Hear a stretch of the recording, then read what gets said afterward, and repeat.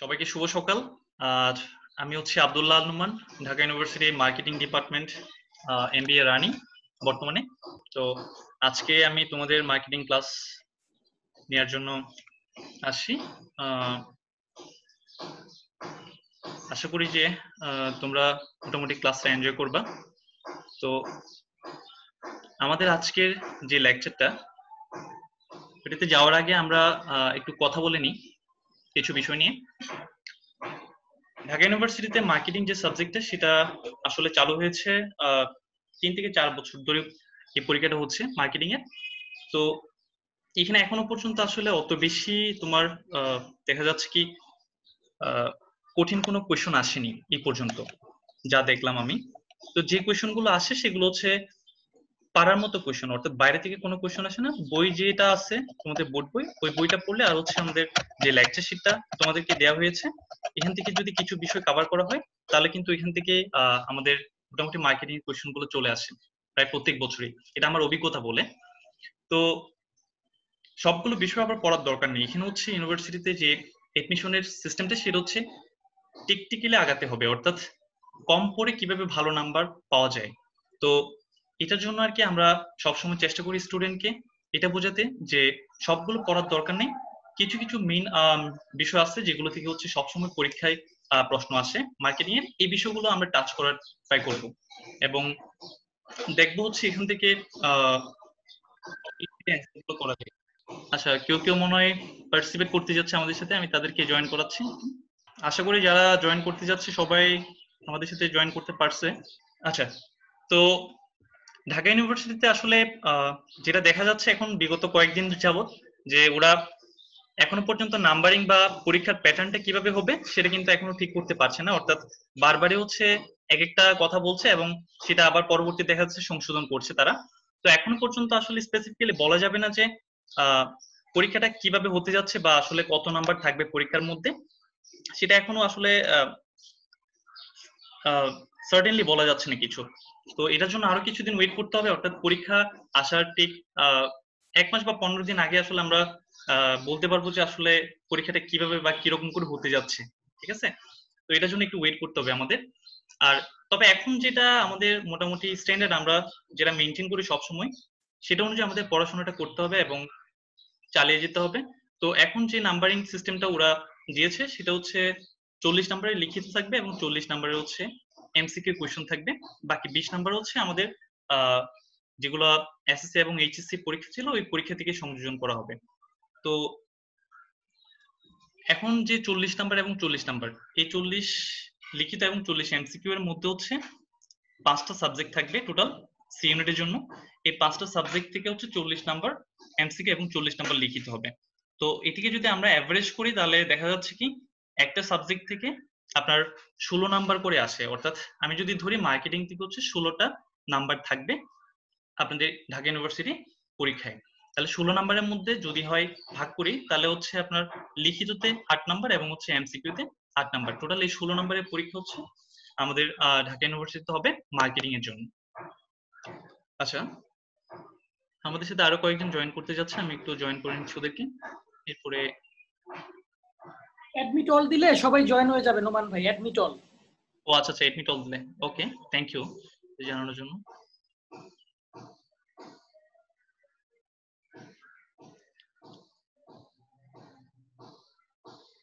হ্যাঁ, সবাই জয়েন করছে আমাদের সাথে। আচ্ছা, আমাদের আজকের যে লেকচারটা, ওই লেকচারে আমরা চলে যাই একটু। আমরা আস্তে আস্তে শুরু করব এবং হচ্ছে বাকি যারা আছে তারাও জয়েন করুক। আজকে আমাদের যে বিষয়গুলো নিয়ে আমরা আলোচনা করব তার মধ্যে হচ্ছে আমাদের চ্যাপ্টার 1 এবং ইউনিট 1-এ যে বিষয়টা আমরা দেখতে পাচ্ছি, বিপণন কার্যাবলীর ধরন।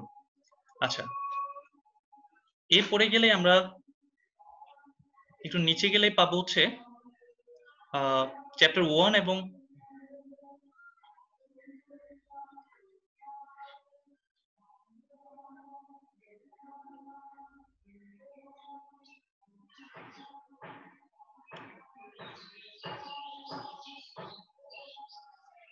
হ্যাঁ, চ্যাপ্টার এবং ইউনিট 2-তে আমরা যেটা পাবো সেটা হচ্ছে বিপণন ঝুঁকি। তারপরে চ্যাপ্টার 1 এবং ইউনিট 3-তে যেটা আমরা দেখতে পাচ্ছি এখানে, সেটা হচ্ছে বাজার বিভক্তিকরণ এর ধারণা। আচ্ছা, এভাবে হচ্ছে আমাদের মোটামুটি চ্যাপ্টারগুলো সাজানো আছে। প্রথমে আমরা আজকের যে লেকচারটা সেটা শুরু করব হচ্ছে একদম শুরুতে যে টপিকটা দেওয়া আছে বিপণন কার্যাবলীর ধারণা। আচ্ছা, আমরা সকলে হয়তো জানি যে বিপণন বা বাজারজাতকরণ বলতে কি বোঝায়। আচ্ছা, এই যে বিপণন বা বাজারজাতকরণ, এটাকে আমি হচ্ছে সংক্ষেপে যে 3টা লেটার দিয়ে হচ্ছে প্রকাশ করি সবসময়, যেটাকে আমি বলি হচ্ছে সি, সি এবং ডি। যাদের খাতা কলম আছে তারা লিখে নিতে পারো সি, সি এবং ডি। আচ্ছা, তো বাজারজাতকরণ বা বিপণনের সিসিডি জিনিসটা কি? প্রথম যে সিটা সেটা দিয়ে আমরা বুঝি হচ্ছে ক্রিয়েটিং, সি দিয়ে হচ্ছে ক্রিয়েটিং। তারপরে যে সিটা আমি বললাম সেটা দিয়ে হচ্ছে কমিউনিকেটিং। এরপরে যে সিটা আমি বললাম সেটা হচ্ছে ডেলিভারিং। তাহলে 3টে শব্দ পাচ্ছি আমরা, ক্রিয়েটিং, কমিউনিকেটিং এন্ড ডেলিভারিং। আচ্ছা, এখন আমরা কি ক্রিয়েট করব, কি কমিউনিকেট করব এবং কি ডেলিভার করব। তো মার্কেটিং এ বলা হয় যে সবসময় ভ্যালু ডেলিভার করা হয়, ভ্যালু ক্রিয়েট করা হয় বা ভ্যালুকে কমিউনিকেট করা হয়। তাহলে 3টার পরে আমরা যে জিনিসটা পাবো সেটা হচ্ছে ক্রিয়েটিং, কমিউনিকেটিং, ডেলিভারিং ভ্যালুস। অর্থাৎ যে ভ্যালু মানে হচ্ছে আমি একজন কাস্টমারকে কিভাবে তার যে নিড এবং ওয়ান্টস আছে সেগুলোকে স্যাটিসফাই করব। তো তাকে যদি স্যাটিসফাই করতে যাই তাকে অবশ্যই কিছু ভ্যালু দিতে হবে। এখন ভ্যালু বলতে আমরা যেটা বুঝি সেটা হচ্ছে প্রোডাক্ট হতে পারে, সেটা হচ্ছে সার্ভিস হতে পারে, ঠিক আছে? তো এই জিনিসগুলোকে হচ্ছে ভ্যালু বলা হয়। তাহলে প্রথমে ভ্যালুটা ক্রিয়েট করতে হয়, তারপর ভ্যালুটাকে কাস্টমারদের সাথে কমিউনিকেট করতে হয়, এরপরে পরে গিয়ে হচ্ছে ভ্যালুটা ডেলিভার করতে হয়। আচ্ছা, এই যে ক্রিয়েটিং, কমিউনিকেটিং এবং ডেলিভারিং ভ্যালু যে করতেছি, এটাকে আমি ফ্রিতে করব কাস্টমারকে? না, এটা কখনো কাস্টমারকে ফ্রিতে করা যাবে না। এটা সবসময় হচ্ছে টাকার বিনিময়ে করতে হবে। অর্থাৎ মার্কেটিং যে বিষয়টা সেটা সবসময় হচ্ছে প্রফিটেবল হতে হবে। অর্থাৎ কখনো যদি আমি টাকা না পাই বা টাকাবিহীন কখনো কি করা যাবে না, মার্কেটিং করা যাবে না। মার্কেটিং বা হচ্ছে বিপণন করতে গেলে হচ্ছে আমার অবশ্যই টাকা নিতে হবে। অর্থাৎ আমি যে প্রোডাক্ট এবং সার্ভিসটা দিচ্ছি সেটার জন্য কিন্তু একটা টাকা অবশ্যই পে করতে হবে। কাকে? মার্কেটারকে। আচ্ছা, এমন আমি একটা যদি উদাহরণ দিই তোমাকে, যে তোমরা ব্যাকবনি স্কুলে এখন ক্লাস করছো, তো এটার জন্য কিন্তু তুমি ব্যাকবনি স্কুল থেকে ফ্রিতে কিন্তু সার্ভিসটা নিচ্ছ না, তার জন্য কিন্তু ব্যাকবনি স্কুলকে কিছু টাকা তোমাকে পে করতে হচ্ছে, ঠিক আছে? তো এই কারণে বলা হচ্ছে তোমার মার্কেটিং কখনো ফ্রিতে হয় না, এটার জন্য হচ্ছে তোমাকে অবশ্যই টাকা পে করতে হবে। যেমন এই যে ক্রিয়েটিং এর কথাটা বললাম, তোমাদের জন্য মনে করো যে ব্যাকবনি স্কুল কত সুন্দর করে হচ্ছে লেকচার শিট গুলো তৈরি করেছে, তাহলে এখানে লেকচার শিট যে তৈরি করছে এই তৈরি করাটাকে বলা হচ্ছে ক্রিয়েটিং, ঠিক আছে? তারপরে যে কমিউনিকেটিং এর বিষয়টা, কমিউনিকেটিং বলতে আমরা বুঝছি ব্যাকবনি স্কুল তোমাকে কিন্তু খুব ইজিলি পায়নি, তাকে তোমাদের সাথে কমিউনিকেট করতে হয়েছে। অর্থাৎ ব্যাকবনি স্কুল তোমাদের সাথে কমিউনিকেট করছে, তারপরে হচ্ছে তোমাদেরকে মনে করো যে এখানের মধ্যে ইনক্লুড করছে, অর্থাৎ অনলাইন ক্লাসের মধ্যে। তাহলে এটাকে বলা হচ্ছে কমিউনিকেটিং। যদি ব্যাকবনি স্কুল কমিউনিকেটটা না করতে পারতো তোমাদের সাথে, তাহলে সে কখনো তোমাদেরকে পেতো না। আচ্ছা, এরপরে যে বিষয়টা আসছে সেটা হচ্ছে ডেলিভারি। এখন যে আমি এখানে বসে তোমাদেরকে এখন সার্ভিসটা দিচ্ছি, অর্থাৎ এই যে পড়াচ্ছি, এটাকে বলা হচ্ছে ডেলিভারিং। অর্থাৎ এই পুরো প্রসেসটাই হচ্ছে মার্কেটিং বা বিপণন, ঠিক আছে? এবং এটা কিন্তু পুরোটা একটা টাকার বিনিময়ে হচ্ছে। তোমরা টাকা দিচ্ছ ব্যাকবনি স্কুলকে এবং তার বিনিময়ে হচ্ছে তোমরা সেবাটা পাচ্ছ, ঠিক আছে? আমরা একটু দেখবো এখানের মধ্যে বিপণন কার্যাবলী যে ধরন আছে, তার মধ্যে একটা সেন্টেন্স আমরা এখানে দেখতে পাচ্ছি, উৎপাদক এবং ভোক্তার মধ্যে যোগসূত্র স্থাপনের জন্য প্রয়োজনীয় সকল কার্যক্রমকে বিপণন কার্যাবলী বলে, আমি যেটাকে মার্ক করলাম এখন। আচ্ছা, মার্কেটিং যদি হতে চাই তাহলে হচ্ছে 2টি পক্ষ অবশ্যই লাগবে। তার মধ্যে একটি হচ্ছে সরি 3টি পক্ষ অবশ্যই দরকার আছে। তার মধ্যে একটি হচ্ছে উৎপাদক, একজন হচ্ছে ভোক্তা, এবং মাঝখানে যেজন থাকে তাকে বলা হচ্ছে বাজারজাতকারী বা মার্কেটার। এই 3জন ভিন্ন কিন্তু মার্কেটিং কাজটা কখনো সুচারুরূপে সম্পন্ন করা সম্ভব না। তাহলে দেখো, উৎপাদক হচ্ছে উৎপাদন করে, যে উৎপাদন করে, আর ভোক্তা মানে হচ্ছে যে ভোগ করে। তাহলে এই দুইজনের মধ্যে সেতু বন্ধক হিসেবে কাজ করে কে? এই মার্কেটার বা বাজারজাতকারী। তাহলে তুমি যদি কল্পনা করো, উৎপাদক হচ্ছে একটা পাশে থাকে, অর্থাৎ নদী, একটা নদী, নদীর এক পাশে হচ্ছে উৎপাদক এবং অন্য পাশে হচ্ছে ভোক্তা। তাহলে এই যে নদীর মনে করে যে মাঝখানে যে অংশটা, সেটাকে যদি আমি সংযুক্ত করতে চাই তাহলে একটা ব্রিজ দরকার হবে। দুই পাশ যদি আমি সংযুক্ত করতে যাই, তাহলে এই যে দুই পাশ সংযুক্ত করার জন্য যে ব্রিজ, সেটাই হচ্ছে মার্কেটার, সেটাই হচ্ছে মার্কেটিং। ঠিক আছে, পুরো প্রসেসটা হচ্ছে মার্কেটিং, অর্থাৎ দুই পাশটাকে সংযুক্ত করবে সে। আচ্ছা, তো এই কারণে বলা হয় উৎপাদক, ভোক্তা এবং মার্কেটার এই তিনজনের সমন্বয় ছাড়া কখনো মার্কেটিং সুচারুরূপে সম্পন্ন হবে না। আচ্ছা, তারপরে দ্বিতীয় নম্বর সেন্টেন্স আমরা একটা শব্দ দেখতে পাচ্ছি, একটা সেন্টেন্স দেখতে পাচ্ছি, সেটা হচ্ছে পণ্য উৎপাদন বিপণনের কাজ নয়। তাহলে বিপণনের কাজ কি? এখানে বলা হচ্ছে পণ্য উৎপাদন বিপণনের কাজ নয়। পণ্য উৎপাদন করবে উৎপাদক এবং ভোগ করবে ভোক্তা। এখন একজন কৃষক, সে হচ্ছে মনে করে যে ফরিদপুরে আলু উৎপাদন করে, তাহলে সে যদি আলু উৎপাদন করে যদি ওর নিজের কাছেই রেখে দেয়, তাহলে সে কি লাভবান হবে? কখনো সে লাভবান হবে না। অর্থাৎ তার কি করতে হবে, সে যখন উৎপাদন করলো, তার এই যে উৎপাদিত পণ্যগুলো মানুষের কাছে পৌঁছে দিতে হবে। এখন পৌঁছে দেওয়ার জন্য হচ্ছে, সে তো মনে করে উৎপাদন করছে, সে তো আর পৌঁছে দিতে পারবে না, তার কাছে পৌঁছে দেয় না। এখন পৌঁছে দেওয়ার জন্য যারা কাজ করে তারা হচ্ছে মার্কেটার, অর্থাৎ তার ভোক্তার কাছে পৌঁছে দিবে। ফরিদপুরের আলু আমরা কিন্তু মনে করো যে যে জায়গায় আসি সব জায়গার মধ্যে কিন্তু এই আলুটা পাচ্ছি। ঠিক আছে, তাহলে উৎপাদনের ফলে একটা জায়গার মধ্যে পণ্যটা উৎপাদিত হচ্ছে, কিন্তু মার্কেটিং এর ফলে সেই আলুটা বাংলাদেশের সবগুলো জায়গার মধ্যে ছড়িয়ে যাচ্ছে। ঠিক আছে, অর্থাৎ মার্কেটিং কিন্তু পণ্যটা উৎপাদন করছে না, সে জাস্ট উৎপাদিত পণ্যগুলোকে নিয়ে ভোক্তাদের কাছে পৌঁছে দিচ্ছে। ঠিক আছে, আচ্ছা, এরপরে দেখো, এরপরে একটা বাক্য বলা আছে, পণ্য বা সেবার মালিকানা হস্তান্তরিত হয় বিপণন কার্যাবলীর মাধ্যমে। এই যে বিপণন কার্যাবলীর মাধ্যমে মালিকানাটা হস্তান্তরিত হয়, অর্থাৎ কিভাবে মালিকানাটা? যখন একজন কৃষক আলুটা উৎপাদন করছে তখন মালিকানাটা তার কাছে ছিল, তারপরে সে মালিকানাটা সে চাচ্ছে, উৎপাদনকারী চাচ্ছে অন্যজনের কাছে হস্তান্তর করবে, অর্থাৎ সে আলুটা বিক্রি করে দিবে অন্যজনের কাছে। কার কাছে বিক্রি করবে? তাহলে নিশ্চয়ই ক্রেতা বা ভোক্তার কাছে সে বিক্রয় করবে। এখন সে তো নিজে বিক্রি করতে পারছে না, তাহলে এই কাজটা করে দিবে কে? মার্কেটার। এই কারণে বলা হচ্ছে বিপণন কার্যাবলীর মাধ্যমে পণ্য বা সেবার মালিকানা হস্তান্তরিত হয়। ঠিক আছে, আচ্ছা, এরপরে গিয়ে আমরা আরেকটা বাক্য দেখতে পাচ্ছি, সেটা হচ্ছে বিপণন প্রক্রিয়ার প্রথম এবং প্রধান কাজ হলো ক্রয়। বিপণন প্রক্রিয়ার প্রথম এবং প্রধান কাজ কি? ক্রয়। তাহলে এটা পরীক্ষার মধ্যে আসতে পারে যে বিপণন প্রক্রিয়ার প্রথম এবং প্রধান কাজ কি? ক্রয়। এরপরে বিপণন কার্যাবলীর মধ্যে অনেকগুলো কাজ আছে, ঠিক আছে, কিন্তু প্রথম এবং প্রধান কাজ হচ্ছে ক্রয় করা। আমরা একটু যদি নিচে নামি, একটু নিচে যদি আসি আমরা, বিপণন কার্যাবলী, এই যে এই অংশের মধ্যে যে বিপণন কার্যাবলীগুলো আমরা দেখতে পাচ্ছি, বিপণন কার্যাবলী তিন ধরনের হয়ে থাকে। তিন ধরনের বিপণন কার্যাবলী হয়ে থাকে। তাহলে যদি পরীক্ষা আসে বিপণন কার্যাবলী কয় ধরনের, অ্যান্সার হবে তিন ধরনের। তার মধ্যে আমরা প্রথম যেটা পাচ্ছি সেটা হচ্ছে বিনিময় কার্যাবলী। এক নম্বর হচ্ছে বিনিময় কার্যাবলী।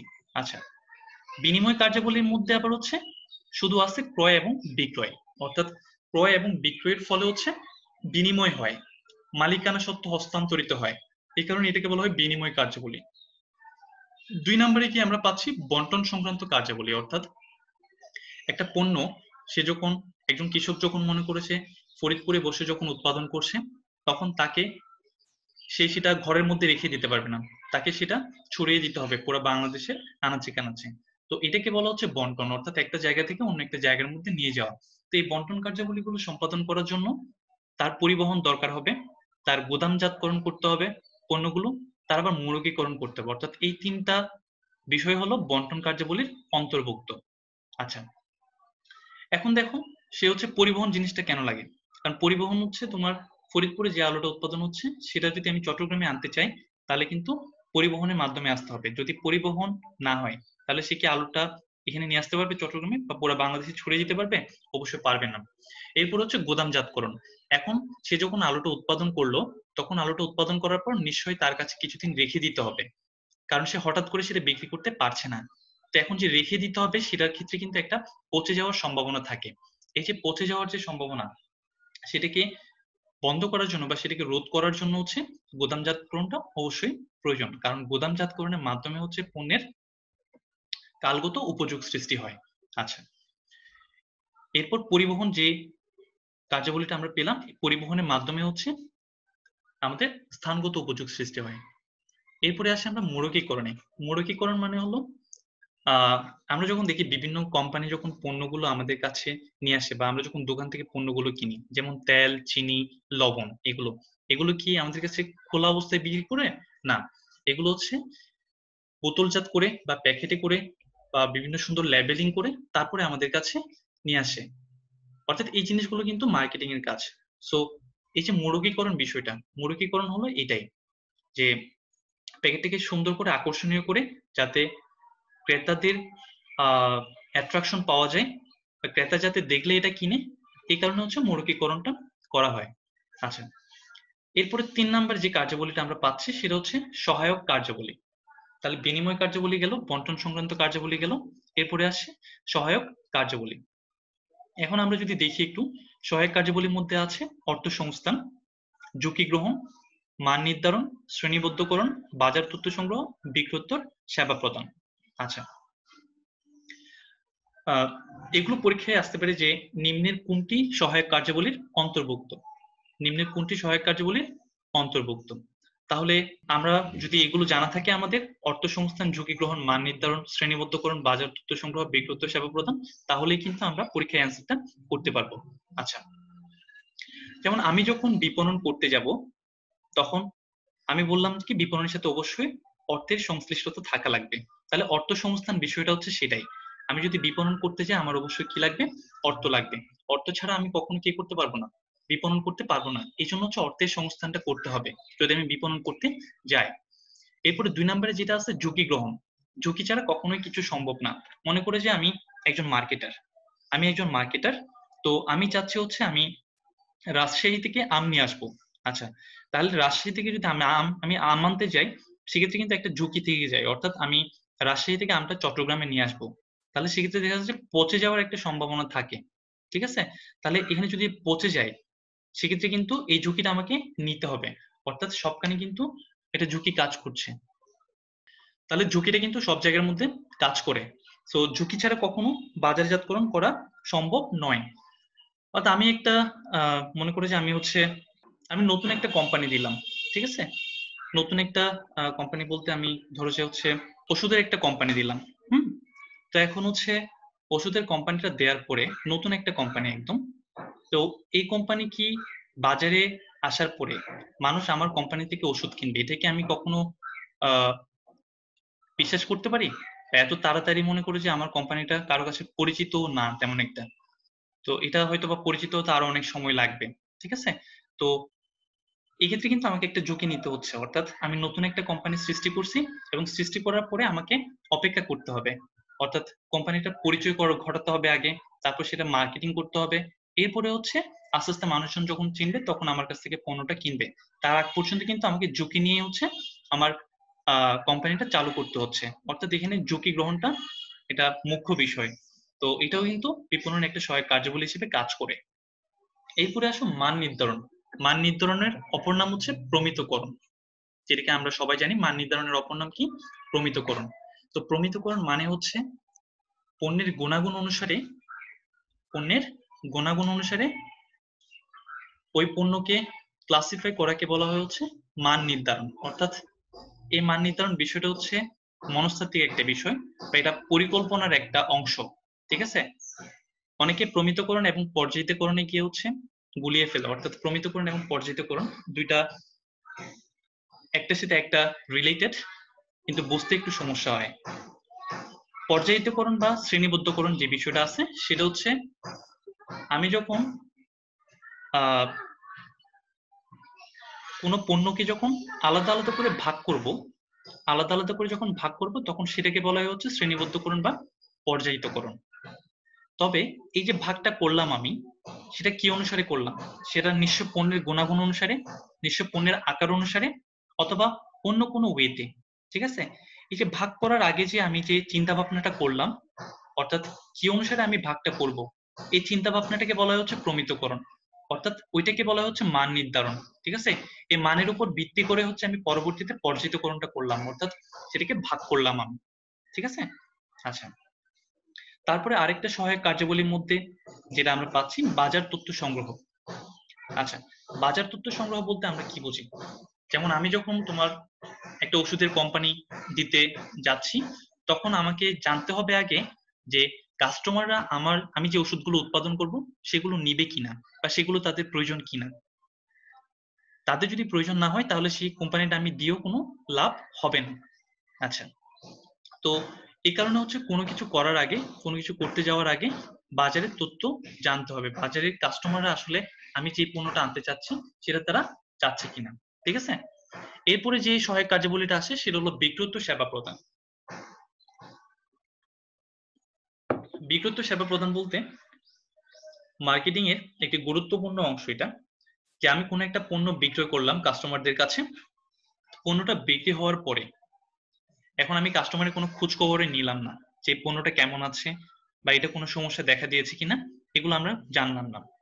তাহলে সেক্ষেত্রে কিন্তু মানুষজন পরবর্তীতে আর আমার উপর বিশ্বাস করবে না, আর আমার যে একটা মার্কেট আছে সেই মার্কেটটা আমি হারিয়ে ফেলবো। ঠিক আছে, তো এই কারণে হচ্ছে বর্তমান যে যুগটা, এই যুগে হচ্ছে কাস্টমারকে সবচেয়ে বেশি পরিমাণে সেবা দিতে হয়।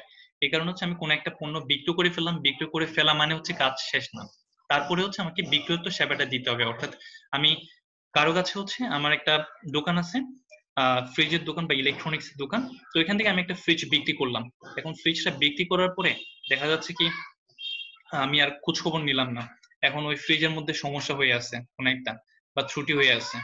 তো আমি যখন ওই খবরটা নিলাম তখন ক্রেতা মনে করবে কি এ তো আমার খবরই নেয় না, তো এর কাছ থেকে আমি পরবর্তীতে যদি কোনো ফ্রিজ কিনি এর কাছ থেকে আর কিনবো না, অন্য একটা দোকান থেকে কিনবো বা অন্য কোম্পানির ফ্রিজ নিবো। আচ্ছা, যখন আমি হচ্ছে বিক্রয়ের পরে মানুষকে যখন এই সুবিধাটা দিব যে আপনারা আপনাদের ফ্রিজের এখন কি অবস্থা বা কেমন চলছে, হ্যাঁ, এই খবরগুলো যখন নিব বা কোনো সমস্যা হলে যখন আমরা ঠিক করে দিব, তখন হচ্ছে মানুষ আমাদের উপর আস্থা রাখতে পারবে। ঠিক আছে, পরবর্তী দেখা যাচ্ছে আমাদের কাছ থেকে পণ্যটা কিনবে।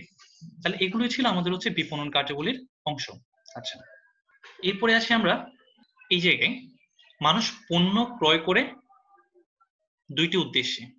এখানে হচ্ছে মানুষের কথা বলছে, মানুষ পণ্য উৎপাদন করে দুইটি উদ্দেশ্যে। যদি পরীক্ষায় আসে কখনো যে মানুষ কয়টি উদ্দেশ্যে পণ্য ক্রয় করে, যদিও এটা না আসার সম্ভাবনাই বেশি, কারণ এই প্রশ্নটা আসবে না, আসতে পারে ক্রেতা পণ্য ক্রয় করে কয়টি উদ্দেশ্যে। যদি এই প্রশ্নটা আসে তাহলে হবে অ্যান্সার তিনটা।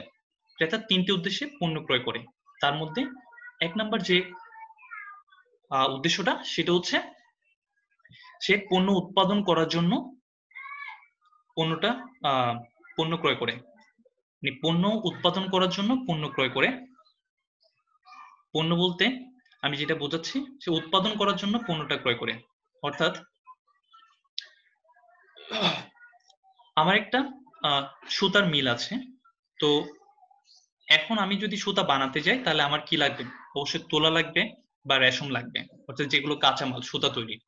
তো এই কাঁচামালগুলো আমাকে কিনতে হবে, কিনে তারপরে হচ্ছে আমি সুতাটা উৎপাদন করতে পারবো। অর্থাৎ এই জায়গার মধ্যে আমি একজন ক্রেতা। ঠিক আছে, তাহলে আমি পণ্য যেটা কিনছি অর্থাৎ কাঁচামাল যেটা কিনতেছি সেটা কিসের জন্য, পণ্য উৎপাদন করার জন্য কিনছি, অর্থাৎ সুতা তৈরির জন্য কিনছি। ঠিক আছে, বা কাপড় বোনার জন্য কিনছি। ঠিক আছে, তো তাহলে এক নম্বর যে উদ্দেশ্যটা সেটা হচ্ছে উৎপাদনের জন্য পণ্য ক্রয় করা হয়, এক নম্বর উদ্দেশ্য। ক্রেতা তিনটি উদ্দেশ্যে পণ্য ক্রয় করে, তার মধ্যে এক নম্বর হচ্ছে পণ্য উৎপাদন করার জন্য। আচ্ছা, দুই নম্বরে আসি। দুই নম্বর হচ্ছে পুনঃবিক্রয়ের জন্য, অর্থাৎ সে একবার পণ্যটা ক্রয় করবে, ক্রয় করার পর সে সেটা ভোক্তার নিকট বিক্রি করবে। একবার সে কিনলো পণ্যটা, তারপরে সে পণ্যটা আবার অন্যজনের কাছে বিক্রি করে দিল। আমরা আমাদের আশেপাশে যে খুচরা ব্যবসায়ীদেরকে দেখি বা পাইকারি ব্যবসায়ীদেরকে দেখি, তারাই হচ্ছে এই শ্রেণীর ক্রেতা। অর্থাৎ তারা মনে করো খুচরা ব্যবসায়ী যারা আমাদের আশেপাশেই থাকে বা আশেপাশে যে দোকানগুলো থাকে সেগুলো, অর্থাৎ তারা পাইকারদের কাছ থেকে পণ্য কিনে নিয়ে আসে, কিনে নিয়ে আসার পরে তারা হচ্ছে সেটা আবার ভোক্তাদের কাছে বিক্রি করে। তাহলে এটা হচ্ছে পুনঃবিক্রয়ের উদ্দেশ্যে। দুইটা উদ্দেশ্যে গেল। তিন নম্বর উদ্দেশ্য যেটা সেটা হচ্ছে ভোগের উদ্দেশ্যে, অর্থাৎ ক্রেতা পণ্য ক্রয় করে এনে সেটা সরাসরি ভোগ করে ফেলবে। যেমন আমরা যখন চাল ডাল বা হচ্ছে লবণ এগুলো যখন কিনে আনি, হ্যাঁ, এগুলো কিনে এনে এগুলো আমরা কি করি, বাসায় ব্যবহার করি বা ভোগ করে ফেলি। ঠিক আছে, তাহলে ক্রেতা তিনটি উদ্দেশ্যে পণ্য ক্রয় করে, এক নম্বর হচ্ছে উৎপাদনের জন্য, দুই নম্বর হচ্ছে পুনঃবিক্রয়ের জন্য, এবং তিন নম্বর হচ্ছে ভোগের জন্য। আচ্ছা, যদি প্রশ্ন আসে ভোক্তা কয়টি উদ্দেশ্যে পণ্য ক্রয় করে, তখন অ্যান্সার হবে একটি, কারণ হচ্ছে ভোক্তা শুধু ভোগের উদ্দেশ্যেই পণ্যটা ক্রয় করবে। তো এখানের মধ্যে আমরা দেখতে পাচ্ছি একটা পার্থক্য দেখতে পাচ্ছি, সেটা হচ্ছে ক্রেতা এবং ভোক্তা এক নয়। ক্রেতা এবং ভোক্তা কি নয়? এক নয়। অর্থাৎ ক্রেতা তিনটি উদ্দেশ্যে পণ্য ক্রয় করতে পারে, বাট ভোক্তা অবশ্যই পণ্য ক্রয় করবে একটি উদ্দেশ্যে। ঠিক আছে? আচ্ছা, এরপরে আমরা একটু নিচে যদি আসি, তাহলে আমরা দেখতে পাচ্ছি এখানে ক্রয় 3 ধরনের হয়। তাহলে ক্রয় কয় ধরনের হতে পারে? ক্রয় 3 ধরনের হতে পারে, অর্থাৎ 3 ধরনের ক্রয় করা যায়। যেমন এখানে যেটা দিয়েছে ওরা 1 নম্বরের মধ্যে বলা আছে উৎপাদনকারী কর্তৃক ক্রয়। উৎপাদনকারী কর্তৃক ক্রয়। আচ্ছা, যেমন আমি চট্টগ্রামে থাকি, তো এখান থেকে যদি আমি রাজশাহী থেকে যদি আম আনতে যাই বা লিচু আনতে যাই, তাহলে আমাকে অবশ্যই কোথেকে কিনতে হবে? যারা উৎপাদন করে তাদের কাছ থেকে। ওইখানে যাদের বাগান আছে ওইখান থেকে কিনতে হবে। তাহলে আমি যদি সরাসরি উৎপাদনকারীদের কাছ থেকে পণ্য নিয়ে আসি, সেটাকে বলা হবে উৎপাদনকারী কর্তৃক ক্রয়।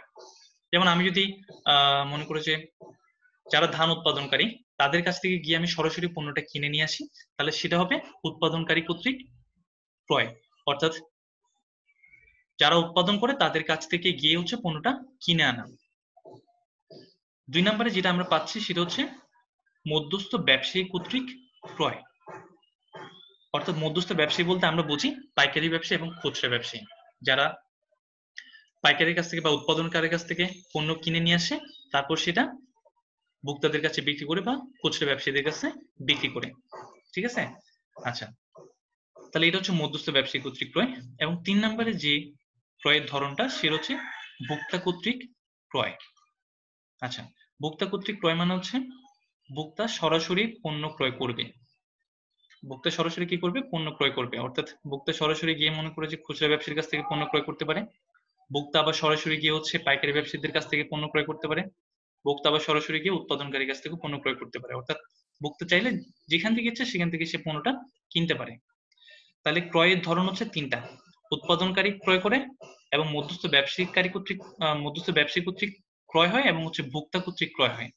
আচ্ছা, আরেকটা বিষয় একটু দেখি, উৎপাদনকারী ক্রয়টা করে কিসের জন্য? উৎপাদনকারী ক্রয়টা করে হচ্ছে শিল্প উৎপাদন করার জন্য। অর্থাৎ আমি যে কিছুক্ষণ আগে বললাম যে কাপড় তৈরি করার জন্য তাকে প্রথমে সুতা আনতে হয় বা তোলা আনতে হয়, ঠিক আছে? তো সেগুলো হচ্ছে যারা উৎপাদন করে তাদের কাছ থেকে কিনে নিয়ে এসে উৎপাদনকারীর কাছ থেকে কিনে নিয়ে এসে সেগুলো দিয়ে সে পণ্য বানায়। ঠিক আছে? তো এই জন্য হচ্ছে সে এই যে তোলা বা সুতাগুলো নিয়ে আসে উৎপাদনকারীর কাছ থেকে। এরপরে যেটা আমরা দেখতে পাচ্ছি মধ্যস্থ ব্যবসায়ী। মধ্যস্থ ব্যবসায়ী বলতে যারা পাইকারি এবং খুচরা ব্যবসায়ী যারা আছে তারা হচ্ছে যারা চূড়ান্ত ভোক্তা আছে তাদের কাছে পণ্যগুলো পৌঁছে দেওয়ার জন্য পণ্য ক্রয় করে। এরপর ভোক্তা কর্তৃক, ভোক্তা হচ্ছে সরাসরি বুক করার জন্য পণ্যটা ক্রয় করে। আচ্ছা, এরপরে আরেকটা বিষয় আমরা একটু দেখি। এখানে যদি খেয়াল করি, ক্রেতা 4টি ভিন্ন পদ্ধতিতে পণ্য ক্রয় করে। অর্থাৎ ক্রেতারা চাইলে 4টি ভিন্ন পদ্ধতিতে ক্রয় করতে পারে। তার মধ্যে একটা হচ্ছে পরিদর্শনের মাধ্যমে। পরিদর্শন বলতে আমরা বুঝি যে পণ্যটা আমরা কিনবো সেটার জন্য আমরা গেলাম দেখতে, এবং দেখে যেটা আমাদের পছন্দ হয় আমরা ঘুরে ঘুরে দেখে সেটা ক্রয় করলাম। যেমন আমি যদি বলতে চাই, তাহলে হচ্ছে গরুর হাটে যখন আমরা যাই কোরবানির সময়, তখন হচ্ছে আমরা ঘুরে ঘুরে দেখি আগে কোন গরুটা ভালো বা কোন গরুটা পছন্দ হচ্ছে। ঠিক আছে? ওইটা দেখে ওইখান থেকে যেটা পছন্দ হয় সেটাই আমরা কিনে আনি। এটা হচ্ছে পরিদর্শনের মাধ্যমে ক্রয়। 2 নম্বরে যেটা আমরা দেখতে পাচ্ছি এখানে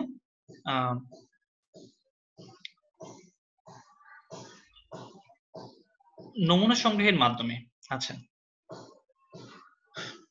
যখন আমি একটা বিশাল পরিমাণে পণ্য সংগ্রহ করব বা পণ্য কিনবো, তখন আমাকে যে বিষয়টা দেখতে হবে, আগে কিছু স্যাম্পল দেখতে হবে বা নমুনা দেখতে হবে। অর্থাৎ আমি হচ্ছে মনে করো লিচু কিনতে চাচ্ছি, বিশাল আকারে লিচু কিনবো অনেক পরিমাণে। তো এখন লিচুটা কেনার আগে আমি অবশ্যই কয়েকটা স্যাম্পল দেখে নিব যে সে আমাকে কি ধরনের লিচু দিবে, অর্থাৎ কোন জাতের লিচু দিবে বা লিচুগুলো স্বাদ কিরকম, মানে এভাবে নমুনাগুলো আমি একটু দেখে নিব। ঠিক আছে? এভাবে দেখে যদি পণ্যটা ক্রয় করা হয় তাহলে সেটাকে বলা হয় নমুনা সংগ্রহের মাধ্যমে পণ্য ক্রয়। 3 নম্বরে যেটা আছে সেটা হচ্ছে পণ্য বিবরণীর মাধ্যমে। আচ্ছা, পণ্য বিবরণী বলতে কি বোঝায়? যখন আমরা মনে করো যে কোনো রেস্টুরেন্টে খেতে যাই, বা কোনো হোটেলে খেতে যাই, তখন হচ্ছে তারা আমাদেরকে একটা চার্ট দিয়ে দেয়, ঠিক আছে? ওই চার্টের মধ্যে ওদের কাছে যে যে মেনুগুলো থাকে সেগুলোর নাম লেখা থাকে। কারণ আমাদের মনে করে যে মেনুটা পছন্দ হয় আমরা সেটাই কি করি, অর্ডার করি, ঠিক আছে? আচ্ছা, এই জিনিসটা হচ্ছে পণ্য বিবরণীর মাধ্যমে পণ্য ক্রয়, অর্থাৎ তারা আমাদেরকে একটা বিবরণী দিয়ে দিবে, ওইটা দেখে হচ্ছে আমরা পণ্যটা কিনবো। আবার আমরা যখন কাপড় কিনতে যাই তখন দেখা যায় যে কি কাপড়ের দোকানে গেলে ওরা আমাদেরকে একটা ক্যাটালগ দিয়ে দেয়।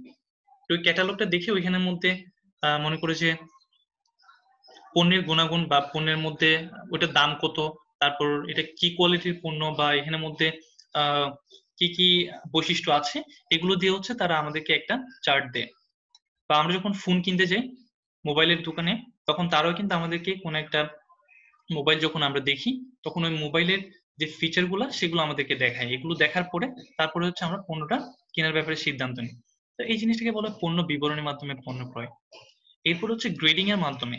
আচ্ছা, গ্রেডিং এর মাধ্যমে পণ্য ক্রয়টা হচ্ছে আমি ধরো আমার কয়েকটা জিনিসের খুবই দরকার আমার ফ্যামিলিতে, আমি চাচ্ছি আমার পরিবারের সবার হচ্ছে সবসময় অসুখ লেগে থাকে, এই কারণে ওষুধটা হচ্ছে আমার ফ্যামিলিতে সবসময় আমি এ গ্রেডের মধ্যে রাখি। হুম, সবসময় এ গ্রেড, অর্থাৎ এটা আমার সবসময় দরকার হবে। তারপর 2 নম্বরে যেটা আছে সেটা হচ্ছে আমার খাদ্যদ্রব্য, ঠিক আছে? খাদ্যদ্রব্যকে আমি হচ্ছে বি গ্রেডের মধ্যে রাখি। এরপরে আমার কাপড় চোপড়, এটাকে আমি সি গ্রেডের মধ্যে রাখি। তাহলে আমি হচ্ছে আমার যে প্রয়োজনগুলো সেগুলোকে আমি গ্রেড করে নিলাম বা ভাগ করে নিলাম, ঠিক আছে? তো এইভাবে যখন আমি কোনো একটা পণ্য উৎপাদন করবো কিনবো, তখন সেটাকে বলা হবে গ্রেডিং এর মাধ্যমে পণ্য ক্রয়, ঠিক আছে? আবার আমরা যখন কাপড়ের দোকানে যাই তখন কাপড়ওয়ালা আমাদেরকে বিভিন্ন গ্রেডের কাপড় দেখায় যে এই কাপড়টা ভালো, আপনি এটা নিতে পারেন। আবার আমরা যখন বলি যে আমাদের বাজেট কম, তখন সে আমাদেরকে একটু কম দামের পণ্য দেখায়, ঠিক আছে? তো এগুলো হচ্ছে গ্রেডিং, অর্থাৎ ওদের গ্রেডিং করা থাকে। এই গ্রেড অনুযায়ী যদি আমি পণ্য ক্রয় করি তখন সেটাকে বলা হয় গ্রেডিং এর মাধ্যমে পণ্য ক্রয়। আচ্ছা,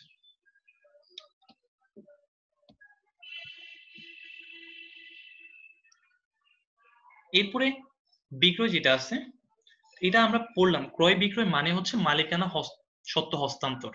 ক্রয় এবং বিক্রয়ের কাজই হচ্ছে মালিকানা সত্ত্ব হস্তান্তর।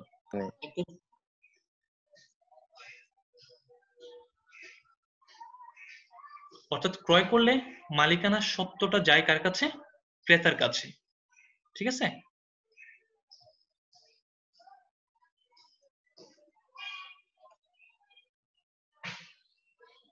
আর বিক্রেতা যখন বিক্রয় করে তখনও পণ্যের মালিকানা সত্ত্বটা কার কাছে যায়?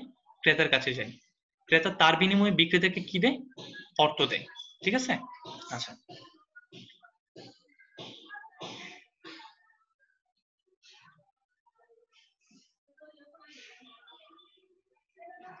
এখানে একটা বাক্য দেওয়া আছে, বিক্রয়ের মাধ্যমে উৎপাদিত পণ্য চূড়ান্ত ভোক্তার নিকট পৌঁছায়।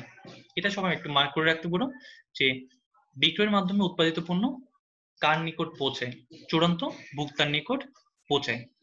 আচ্ছা, অর্থাৎ বিক্রয় না হলে সেটা কিন্তু উৎপাদনকারীর কাছে বসে থাকবে বা মার্কেটারের কাছে বসে থাকবে। সেজন্য হচ্ছে কোনো পণ্য যেটা উৎপাদনকারী উৎপাদন করলো বা মার্কেটার যেটা নিয়ে ব্যবসা করতে চায় সেটা অবশ্যই বিক্রয় করতে হবে, ঠিক আছে?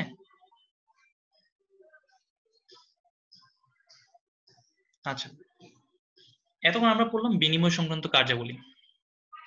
এরপরে পাচ্ছি আমরা বন্টন সংক্রান্ত কার্যাবলী। বন্টনের মধ্যে আমরা 3টা উপাদান পাচ্ছি এখানের মধ্যে, একটা হচ্ছে পরিবহন, একটা হচ্ছে গুদামজাতকরণ এবং অন্যটা হচ্ছে মোড়কীকরণ। আচ্ছা, তো পরিবহনের যে প্রথম যে বাক্যটা আছে সেটাকে আমরা সবাই একটু মার্ক করি, পণ্যের স্থানগত উপযোগ সৃষ্টি। পণ্যের স্থানগত উপযোগ সৃষ্টি করে হচ্ছে পরিবহন, এটাকে আমরা সবাই একটু মার্ক করে রাখতে পারি। পরীক্ষায় আসতে পারে যে পণ্যের স্থানগত উপযোগ সৃষ্টি করে কোনটি? পরিবহন। আচ্ছা, এরপরে দেখো পরিবহনের মূল কাজ হলো উৎপাদকের নিকট থেকে ভোক্তার নিকট পণ্য পৌঁছানো। অর্থাৎ আমি যেটা বললাম ঢাকায় একটা পণ্য উৎপাদিত হয়েছে কারখানার মধ্যে, সে পণ্যটা সে চাচ্ছে বাংলাদেশের অপর প্রান্ত অর্থাৎ কক্সবাজারে এসে পণ্যটা পৌঁছাবে। এখন সেই পণ্যটা কি উড়ে উড়ে চলে আসবে? না, সেটা অবশ্যই পরিবহনের মাধ্যমে আনতে হবে, ঠিক আছে? তো এই পরিবহনকে আবার হচ্ছে কয়েকটা ভাগে ভাগ করা হয়, অর্থাৎ পরিবহনে কয়েকটা মাধ্যম আছে, ঠিক আছে? এই মাধ্যমগুলোর মধ্যে আমরা পাচ্ছি হচ্ছে প্রথম নম্বরে সড়ক পথ, তারপরে আছে জলপথ, এরপরে আছে আকাশপথ, তারপরে আছে পাইপলাইন। আচ্ছা, আমার মনে হয় এখানের মধ্যে সড়কপথ, জলপথ এবং আকাশপথ নিয়ে কারো কোনো সমস্যা থাকার কথা না, তবে পাইপলাইন নিয়ে হচ্ছে অনেকে না বুঝতে পারো। তো আমি পাইপলাইনটা নিয়ে বলি। এই পাইপলাইনটা ব্যবহৃত হয়ে হচ্ছে বেসিক্যালি তরল এবং গ্যাসীয় পদার্থ পরিবহনের জন্য। অর্থাৎ তরল বলতে তেল জাতীয় পদার্থ বা পানি, এরপর হচ্ছে গ্যাস জাতীয় পদার্থ, অর্থাৎ আমাদের যে প্রাকৃতিক গ্যাসটা আছে ওইটা হচ্ছে পরিবহনের জন্য, এক স্থান থেকে অন্য স্থানে নিয়ে যাওয়ার জন্য হচ্ছে পাইপলাইনটা আমাদের দরকার হয়। যেমন আমরা যে বাসা বাড়িতে থাকছি, এই বাসা বাড়িতে যে আমরা ওয়াসার পানি পাই বা আমাদেরকে যে পানি সরবরাহ করে, ঠিক আছে, এই পানিটা আসে কিভাবে? পাইপলাইনের মাধ্যমে। তাহলে এটা কিন্তু পরিবহনের একটা মাধ্যম, বুঝা যাচ্ছে? আচ্ছা, এরপরে যে বাক্যটা এখানে বলা আছে, একদম নিচে যে বাক্যটা আমরা পাচ্ছি এখানে, পরিবহনের সবচেয়ে ব্যয়বহুল। ওয়েটিং এ আছে নোমান ভাই? ওয়েটিং এ ভাইয়া কাউকে দেখছি না এখনো। আচ্ছা আচ্ছা, ওকে। আচ্ছা, পরিবহনের সবচেয়ে ব্যয়বহুল পথ হলো আকাশপথ। এটা সবাই একটু মার্ক করে রাখতে পারো, এটা পরীক্ষায় আসে যে পরিবহনের সবচেয়ে ব্যয়বহুল পথ কোনটি। তাহলে অ্যান্সার হবে কি? আকাশপথ। অর্থাৎ যখন আমরা কোনো একটা পণ্য বিমানে করে আনা নেওয়া করি তখন হচ্ছে অবশ্যই বিমানের কস্টটা অনেক বেশি হয়, কারণ সড়কপথ, জলপথ এগুলোতে হচ্ছে কস্টটা তুলনামূলকভাবে কম, ঠিক আছে। তাহলে আকাশপথে কি কি পণ্যগুলো আসে? আকাশপথে হচ্ছে তোমার দেখা যাচ্ছে যেগুলো ছোটখাটো পণ্য বা ইলেকট্রনিক্স পণ্য, তারপর হচ্ছে বিভিন্ন জাতের পণ্য আসে অবশ্য। তো এই জিনিসগুলোর ক্ষেত্রে হচ্ছে একটু কস্ট বেশি পড়ে, ঠিক আছে। আচ্ছা, তবে এটা হচ্ছে খুব তাড়াতাড়ি হয়, অর্থাৎ আকাশপথে যদি কোনো পণ্য আসে সেটা খুব তাড়াতাড়ি চলে আসে, ঠিক আছে। অন্যান্য পথ যেগুলো আছে সড়কপথ এবং জলপথ, এগুলো তো হচ্ছে একটু বেশি সময় দরকার হয়। আচ্ছা, এরপরে আমরা যেটা পাচ্ছি সেটা হচ্ছে গুদামজাতকরণ। গুদামজাতকরণ নিয়ে আমরা অবশ্য সবাই জানি মোটামুটি, এটা আমরা যারা ব্যবসা শিক্ষার স্টুডেন্ট তারা এইচএসসি থেকে পড়ে আসি। গুদামজাতকরণ বিষয়টা হচ্ছে কোনো পণ্য পচনের হাত থেকে রক্ষা করার জন্য আমরা যে জায়গায় সংরক্ষণ করে রাখি সেটা হচ্ছে গুদামজাতকরণ। আচ্ছা, তারপরে যে লাইনটা বলা আছে এখানে সেটা একটু আমরা মার্ক করে রাখতে পারি, গুদামজাতকরণ পণ্যের সময়গত বা কালগত উপযোগ সৃষ্টি করে, ঠিক আছে। আচ্ছা, অর্থাৎ আমি একটা পণ্য চাচ্ছি 1 মাস পরে বিক্রি করব, তো এই 1 মাস পরে দেখা যাচ্ছে আমার 1 মাসের মধ্যে আমার পণ্যটা পচে যাবে। এই পচনের হাত থেকে রক্ষা করার জন্য আমি চাইলে এটা গোদামের মধ্যে সংরক্ষণ করে রেখে দিতে পারি।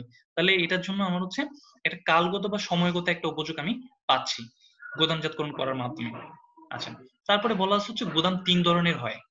তাহলে গুদামের কিন্তু আবার ক্লাসিফিকেশন আছে এখানের মধ্যে। গুদাম 3 ধরনের হয়। 3 ধরনের মধ্যে এখানে প্রথম যে গুদামটা আমরা পাচ্ছি সেটা হচ্ছে প্রাইভেট গুদাম। প্রাইভেট বলতে আমরা বুঝি কি? ব্যক্তিগত গুদাম বা ব্যক্তিগত যে জিনিসটা, ঠিক আছে। তা আমি মনে করো যে তোমার চাল উৎপাদন করি, এখন আমি চাচ্ছি আমার চালটা আমি হচ্ছে অনেকদিন ধরে সংরক্ষণ করব এবং যখন হচ্ছে বাজারের মধ্যে দাম বেশি হবে তখন আমি বিক্রি করে দিব এটা। তা আমার নিজস্ব একটা গোদাম ঘর আছে, তা আমি হচ্ছে চালগুলো ওই গোদামের মধ্যে সংরক্ষণ করে রাখলাম, ঠিক আছে। তাহলে এই যে আমার যে গোদামের যে প্রক্রিয়াটা এটাকে বলা হচ্ছে প্রাইভেট গোদাম, অর্থাৎ আমি আমার নিজস্ব গোদামের মধ্যে আমার পণ্যটা কি করে রাখলাম? সংরক্ষণ করে রাখলাম। 2 নম্বরে যে গুদামটা পাচ্ছি আমরা সেটা হচ্ছে পাবলিক গুদাম। পাবলিক বলতে আমরা বুঝি হচ্ছে সরকারি, ঠিক আছে। তো সরকারি গুদামে হচ্ছে যেগুলো সরকার কর্তৃক পরিচালিত হয় এবং কিছু নির্দিষ্ট নিয়ম নীতি মেনে হচ্ছে এই গুদামগুলোতে কি করতে হয়? পণ্য সংরক্ষণ করতে হয়। যেখানে মনে করো যে যে জায়গার মধ্যে যে জিনিসটা ভালো হয়, অর্থাৎ রাজশাহীর মধ্যে আম ভালো হচ্ছে, ফরিদপুরের মধ্যে আলু ভালো হচ্ছে, তো পাট ভালো হচ্ছে, বা দেখা যাচ্ছে অন্যান্য অনেক জায়গার মধ্যে হচ্ছে অন্যান্য ফসলগুলো ভালো হয়, ঠিক আছে। তো এইসব জায়গার মধ্যে সরকার কি করে? বিভিন্ন গুদাম তৈরি করে, বড় বড় গুদাম। যাদের প্রাইভেট গুদামঘর নাই বা ওই কৃষক যাদের হচ্ছে নিজস্ব গুদামঘর নাই বা পণ্য রাখার মতো ব্যবস্থা নাই, তারা সরকারি এই গুদামগুলোতে তাদের পণ্যগুলোকে সংরক্ষণ করে রাখেন, ঠিক আছে। তো এগুলো হচ্ছে পাবলিক গুদামঘর, অর্থাৎ পাবলিক গুদামঘরে পণ্য রাখার জন্য তাকে কি করতে হয়? টাকা দিতে হয়, ঠিক আছে। টাকার বিনিময়ে হচ্ছে সে ওই গুদাম করে পণ্যগুলো সংরক্ষণ করে রাখতে পারে। এরপরে আমরা আসি হচ্ছে 3 নম্বর যে গুদামটা, বন্ডেড গুদাম। বন্ডেড গুদাম বলতে কি বোঝায়? আচ্ছা, এগুলো পাওয়া যায় হচ্ছে বন্দরের মধ্যে, অর্থাৎ সমুদ্র বন্দর বা নদী বন্দর যেগুলো আছে সেগুলোতে। এরপর হচ্ছে এয়ারপোর্টে, এয়ারপোর্টে যে পণ্যগুলো বাইরে থেকে আসে, ঠিক আছে, বাইরের দেশ থেকে যে পণ্যগুলো আসে বা বন্দরের মধ্যে যে পণ্যগুলো বাইরের থেকে আসে, এই পণ্যগুলো হচ্ছে টাকা দিয়ে ওইখান থেকে ছাড়িয়ে নিতে হয়। এখন যতক্ষণ পর্যন্ত টাকাটা আমি পে না করছি তাদেরকে, বন্দর কর্তৃপক্ষকে, ততক্ষণ পর্যন্ত তারা হচ্ছে আমার এই পণ্যগুলোকে আটকিয়ে রাখবে গুদামের মধ্যে। এবং এই পণ্যগুলো যেখানে আটকিয়ে রাখা হয় বা যে গুদাম করে আটকিয়ে রাখা হয়, সেই গুদাম ঘরটাকে বলা হয় বন্ডেড গুদাম। অর্থাৎ কাস্টমস ডিউটি পরিশোধ না করা পর্যন্ত আমদানিকৃত পণ্য যে গুদামে সংরক্ষণ করা হয় তাকে বন্ডেড গুদাম বলে। এটা সবাই একটু মার্ক করে রাখতে পারো, ঠিক আছে। যদি প্রশ্ন আসে কাস্টমস ডিউটি পরিশোধ না করা হলে, ঠিক আছে, আমদানিকৃত পণ্য কোন গুদামের মধ্যে আটকে রাখা হয়, তাহলে অ্যান্সার হবে কি বন্ডেড গুদামে। এরপরে আসি আমরা একটু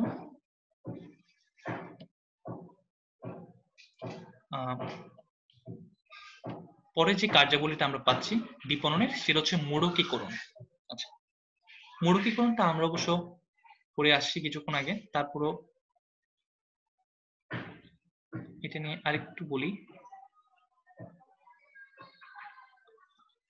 মোড়কীকরণটা করা হয় হচ্ছে বেসিক্যালি আমি যে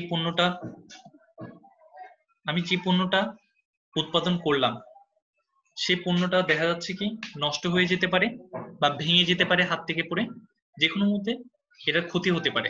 তো এই ক্ষতি থেকে রক্ষা করার জন্য হচ্ছে আমরা মোড়কীকরণটা করে থাকি।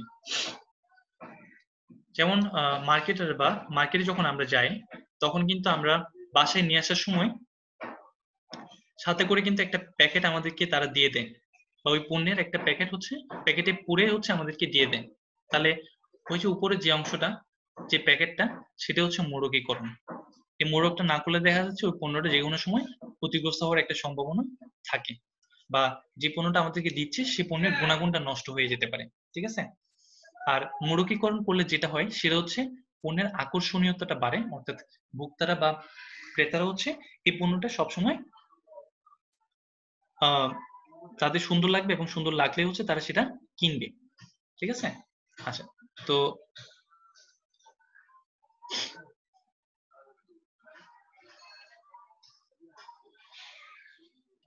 এরপরে আমরা যাব হচ্ছে অন্যান্য যে সহায়ক কার্যাবলীগুলো ছিল সেই সহায়ক কার্যাবলীতে। আচ্ছা, সহায়ক কার্যাবলীর মধ্যে আমাদের যে প্রথম কার্যাবলীটা একদম আমরা পাচ্ছি সেটা হচ্ছে প্রমিতকরণ এবং পর্যায়িতকরণ, যেটা নিয়ে আমি অলরেডি বলেছি যে প্রমিতকরণ জিনিসটা কি এবং পর্যায়িতকরণ জিনিসটা কি। আচ্ছা, তো এখানের মধ্যে সবাই একটু মার্ক করে নিতে পারো, পণ্যের মান নির্ধারণ প্রক্রিয়াকে কি বলা হয়, প্রমিতকরণ বলে।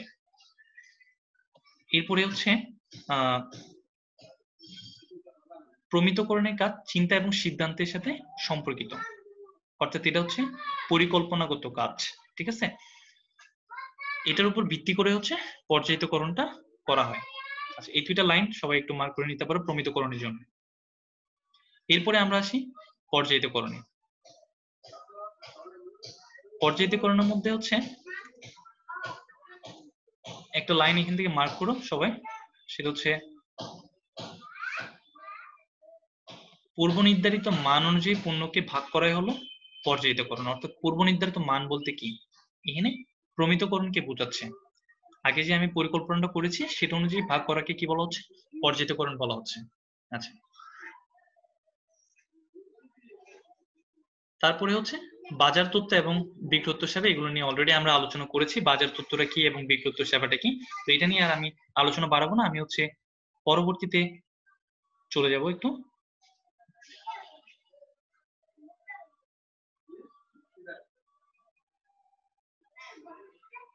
এরপর আমরা সবাই চলে আসি চ্যাপ্টার 1 ইউনিট 3 তে। চ্যাপ্টার 1 এবং ইউনিট 3। আচ্ছা, এখানে যে কয়েকটা বিষয় আছে সেগুলো সবচেয়ে বেশি গুরুত্বপূর্ণ এবং এগুলোর উপর আমি একটু ফোকাস করি।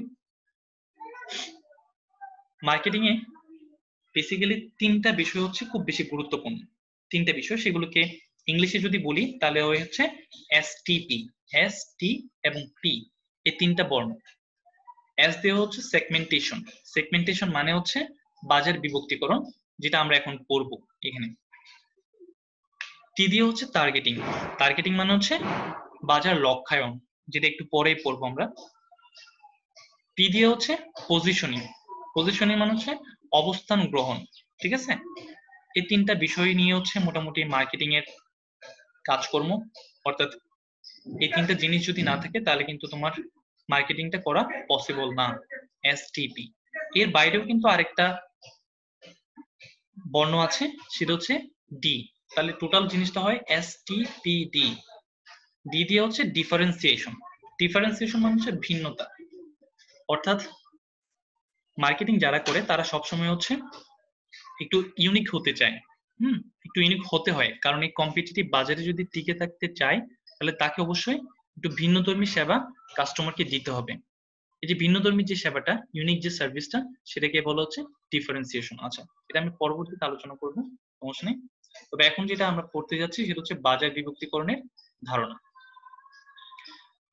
আসো এখন আমরা দেখবো বাজার বিভক্তিকরণ বিষয়টা কি। আমি যদি একটু এঁকে দেখাতে পারতাম তাহলে হয়তো বিষয়টা একটু ভালো হতো। আমি এখানে একটা সার্কেল আঁকলাম, ঠিক আছে? সবাই একটু খেয়াল করো, এটা পুরোটাই হচ্ছে একটা বাজার। এই সার্কেলে পুরোটা কি? এটা বাজার। আচ্ছা আচ্ছা, এই বাজারে যাওয়ার আগে আমি বাজার সম্পর্কে একটু বলি। বাজার বিভক্তিকরণে যাওয়ার আগে বাজার সম্পর্কে একটু ক্লারিফাই করা দরকার। বাজারের ডেফিনিশনটা হচ্ছে দুই দিক থেকে হয়, অর্থাৎ ইকোনমিক্সের দৃষ্টিকোণ থেকে বাজার এক ধরনের, আবার আমাদের মার্কেটিং বা বাজারজাতকরণের দিক থেকে হচ্ছে বাজারের সংখ্যাটা একরকম। তো ইকোনমিক্স যেটা বলে সেটা হচ্ছে বাজার মানে হচ্ছে স্থান, কোন একটি স্থানকে কি বলা হয়? বাজার বলা হয়, যেখানে ক্রেতা এবং বিক্রেতা একত্রিত হয়ে কোন অর্থের আদান প্রদানের বিনিময়ে কি করে পণ্য কেনা বেচা করে। এরপর মার্কেটিং এ হচ্ছে বাজারটা, যেটা মার্কেটিং এ বাজারটা হলো বর্তমান এবং সম্ভাব্য ক্রেতার সমষ্টি। অর্থাৎ বর্তমানে আমার কাছে যে ক্রেতা আছে এবং ভবিষ্যতে যে ক্রেতাগুলো আসবে তাদের একটা সমষ্টি হচ্ছে বাজার। এটা কি বলে? এটা হচ্ছে মার্কেটিং। তাহলে আমরা কখনো বলবো না বাজার মানে হচ্ছে কখনো স্থান, এটা হচ্ছে অর্থনীতির ভাষায় বলা হয়।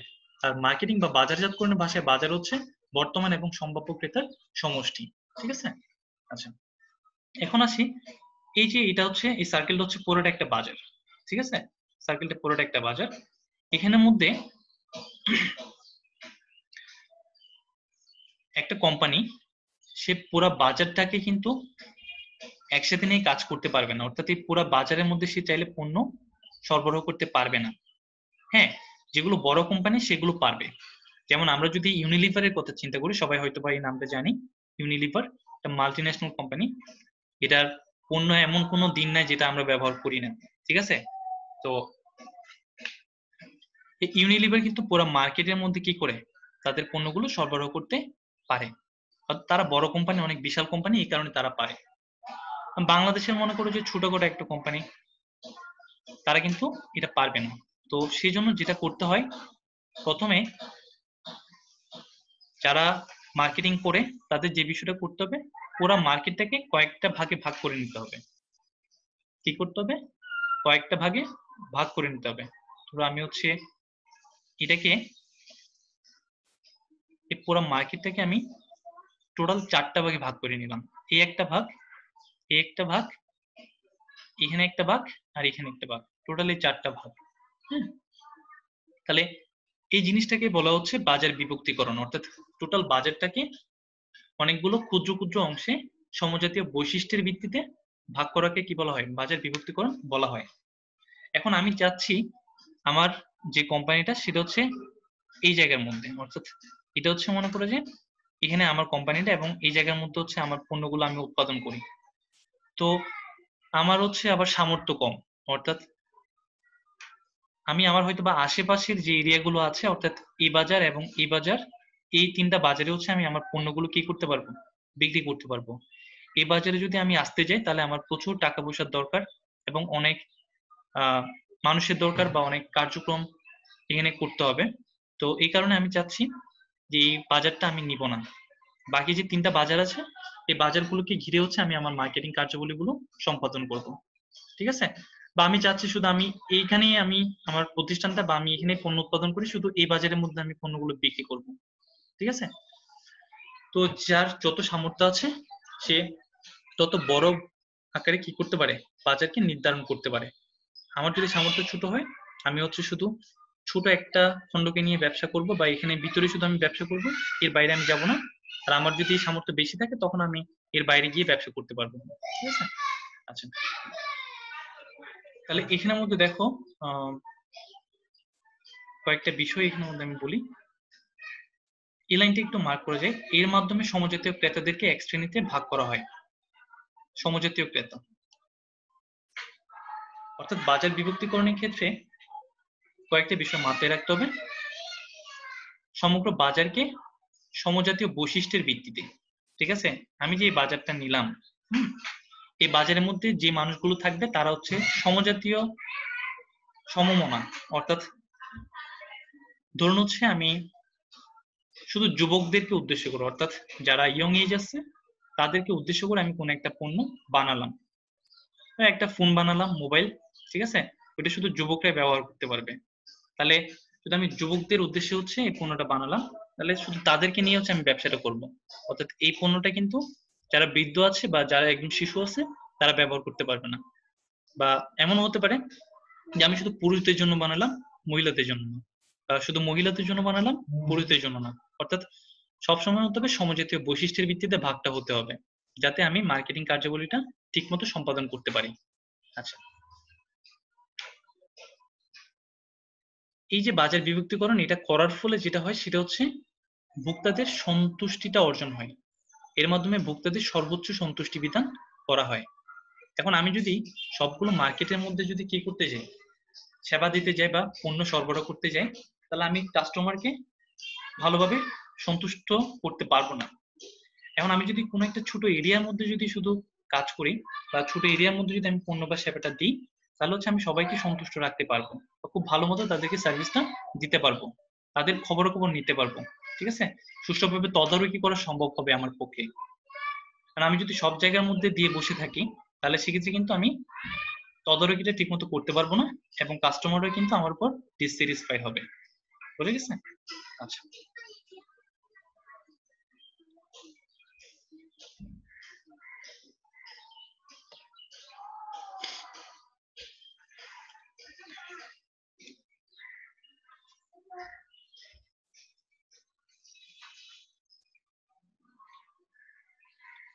এরপরে আমরা আরেকটা জায়গার মধ্যে একটু আসি,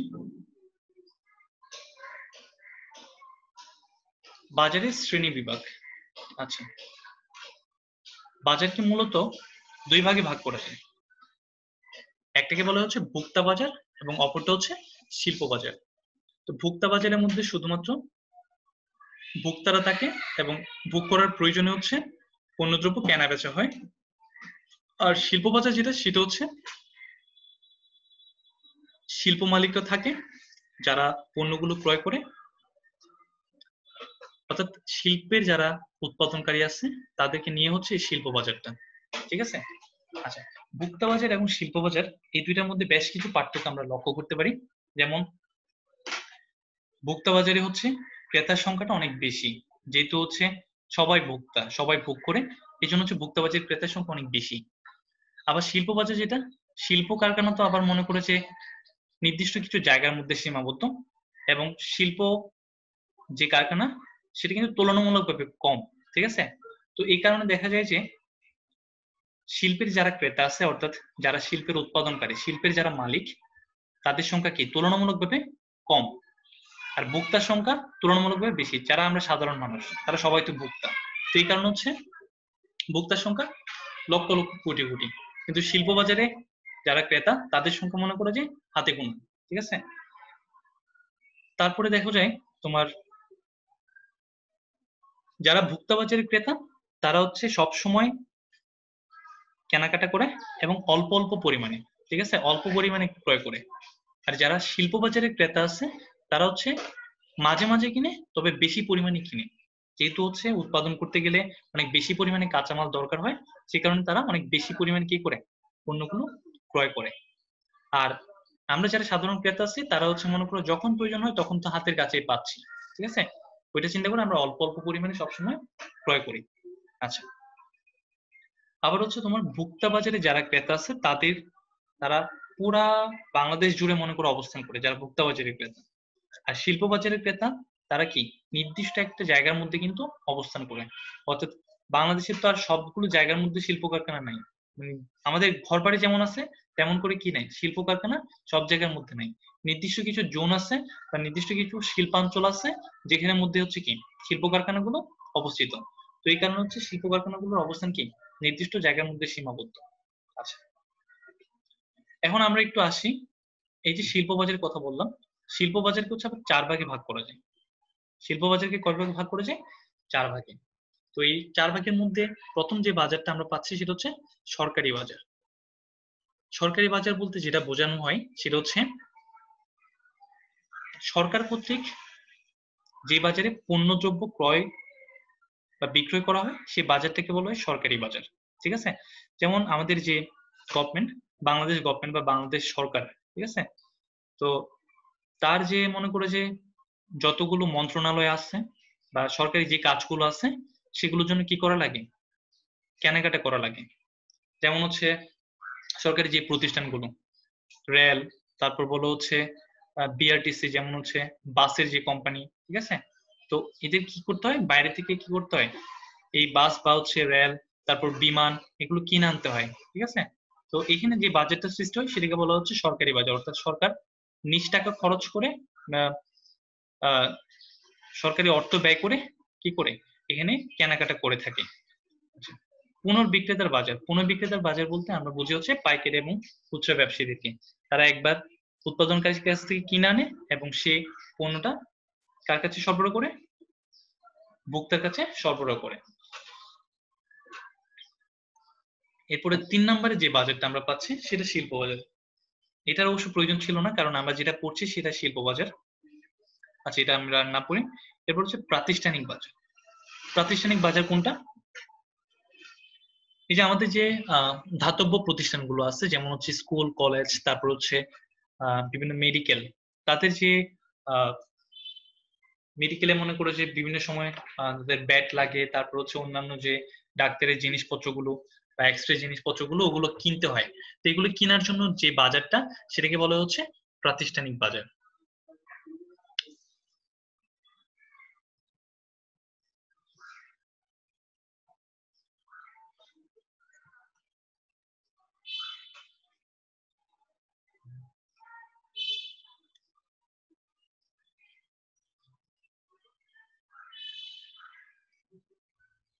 আচ্ছা, এরপর এখানে আমরা কয়েকটা লাইন একটু মার্ক করে নিই।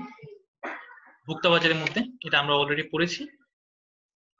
পূর্বে বাজার নিয়ন্ত্রণ করতো উৎপাদকেরা, বর্তমানে এই বাজার নিয়ন্ত্রণ করে ভোক্তারা। আচ্ছা, এক সময় ছিল যখন হচ্ছে উৎপাদকরা আমাদেরকে যে জিনিস দিত আমরা সেটাই খেতাম। ঠিক আছে? তবে এখন যুগ পাল্টেছে অনেক। এখন আর উৎপাদকরা কোন একটা জিনিস উৎপাদন করলে দেখা যাচ্ছে আমরা যখন কাস্টমাররা খাই না, তখন সেটা কি সে উৎপাদন করে লসের মুখে পড়ে বা সে পণ্যটা বাজারে চলে না।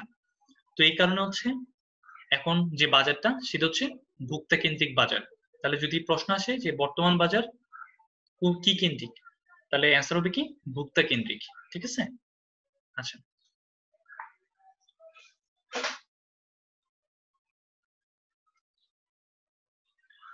একদম লাস্টে একটা লাইন আছে এখানে, ভোক্তা বাজারের ক্রেতাগণ পুনঃবিক্রয় ও মুনাফার উদ্দেশ্যে পণ্য ক্রয় করে না। আচ্ছা, তাহলে যদি এখান থেকে একটা প্রশ্ন আসতে পারে যে কোন বাজারের ক্রেতাগণ পুনঃবিক্রয় এবং মুনাফার উদ্দেশ্যে পণ্য ক্রয় করে না, অ্যান্সার হবে কি ভোক্তা বাজার। আবার এভাবে হতে পারে প্রশ্নটা যে ভোক্তা বাজারের ক্রেতাগণ কি উদ্দেশ্যে পণ্য ক্রয় করে না, অ্যান্সার হতে পারে কি পুনঃবিক্রয় এবং মুনাফার উদ্দেশ্যে। এই বিষয়টা আমরা একটু মাথায় রাখবো, তাহলে হয়ে যাবে।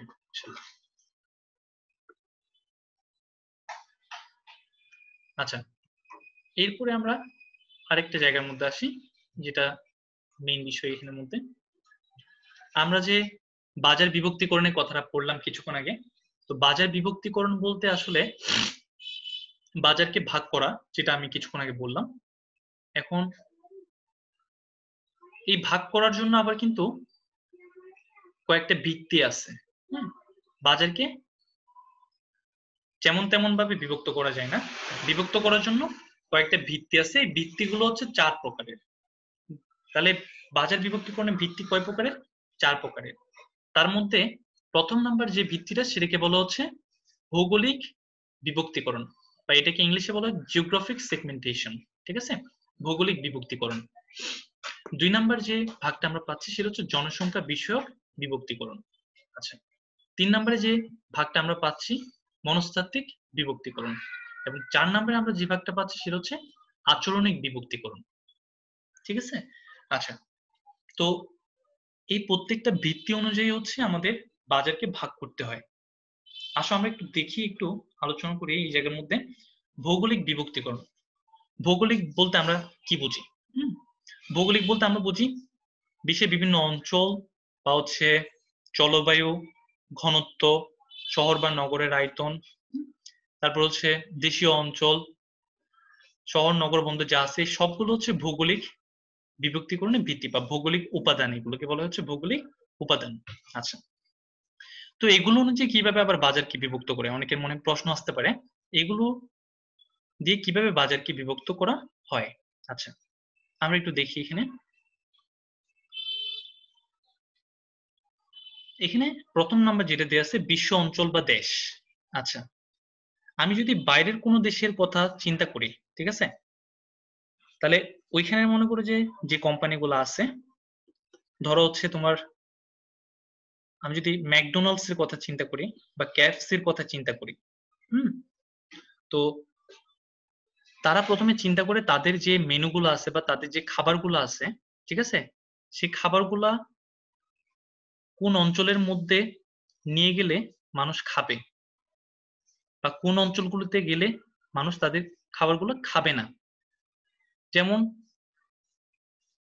ম্যাকডোনাল্ডস, ঠিক আছে, ম্যাকডোনাল্ডস যখন মনে করে যে তাদের বার্গারটা বানায়, হ্যাঁ, বার্গারটার জন্য তারা মনে করে যে যখন ওয়েস্টার্ন কান্ট্রিতে বানায় তখন হচ্ছে তারা ভেজিটেবল দিয়ে হচ্ছে বার্গার গুলো তৈরি করে।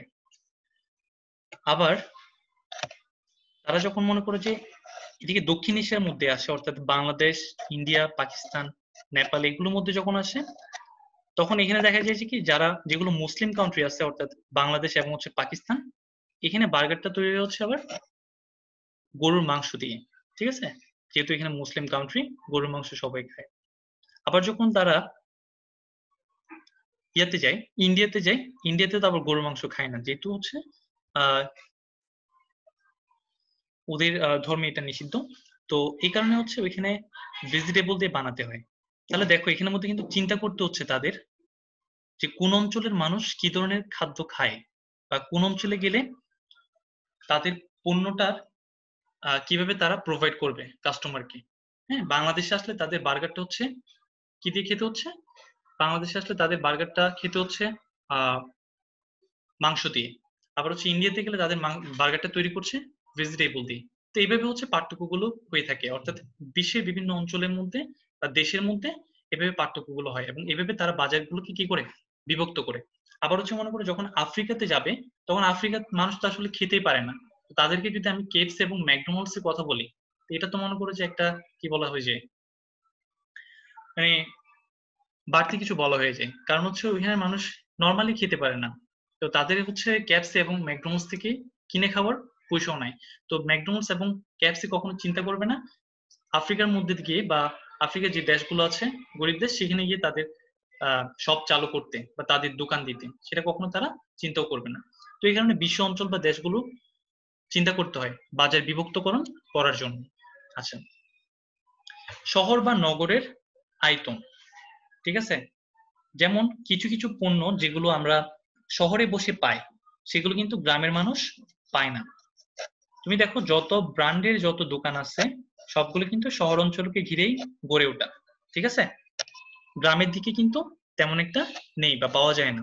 তাহলে তারা বাজারটা বিভক্ত করার সময় এই বিষয়গুলো মাথায় রাখছে যে শহরের মধ্যে যেহেতু একটু শৌখিন মানুষ বেশি থাকে বা টাকাওয়ালা মানুষ যেহেতু বেশি থাকে, তাহলে আমাকে শহর অঞ্চলে হচ্ছে ব্র্যান্ডের প্রতিষ্ঠানগুলো দাঁড় করাতে হবে।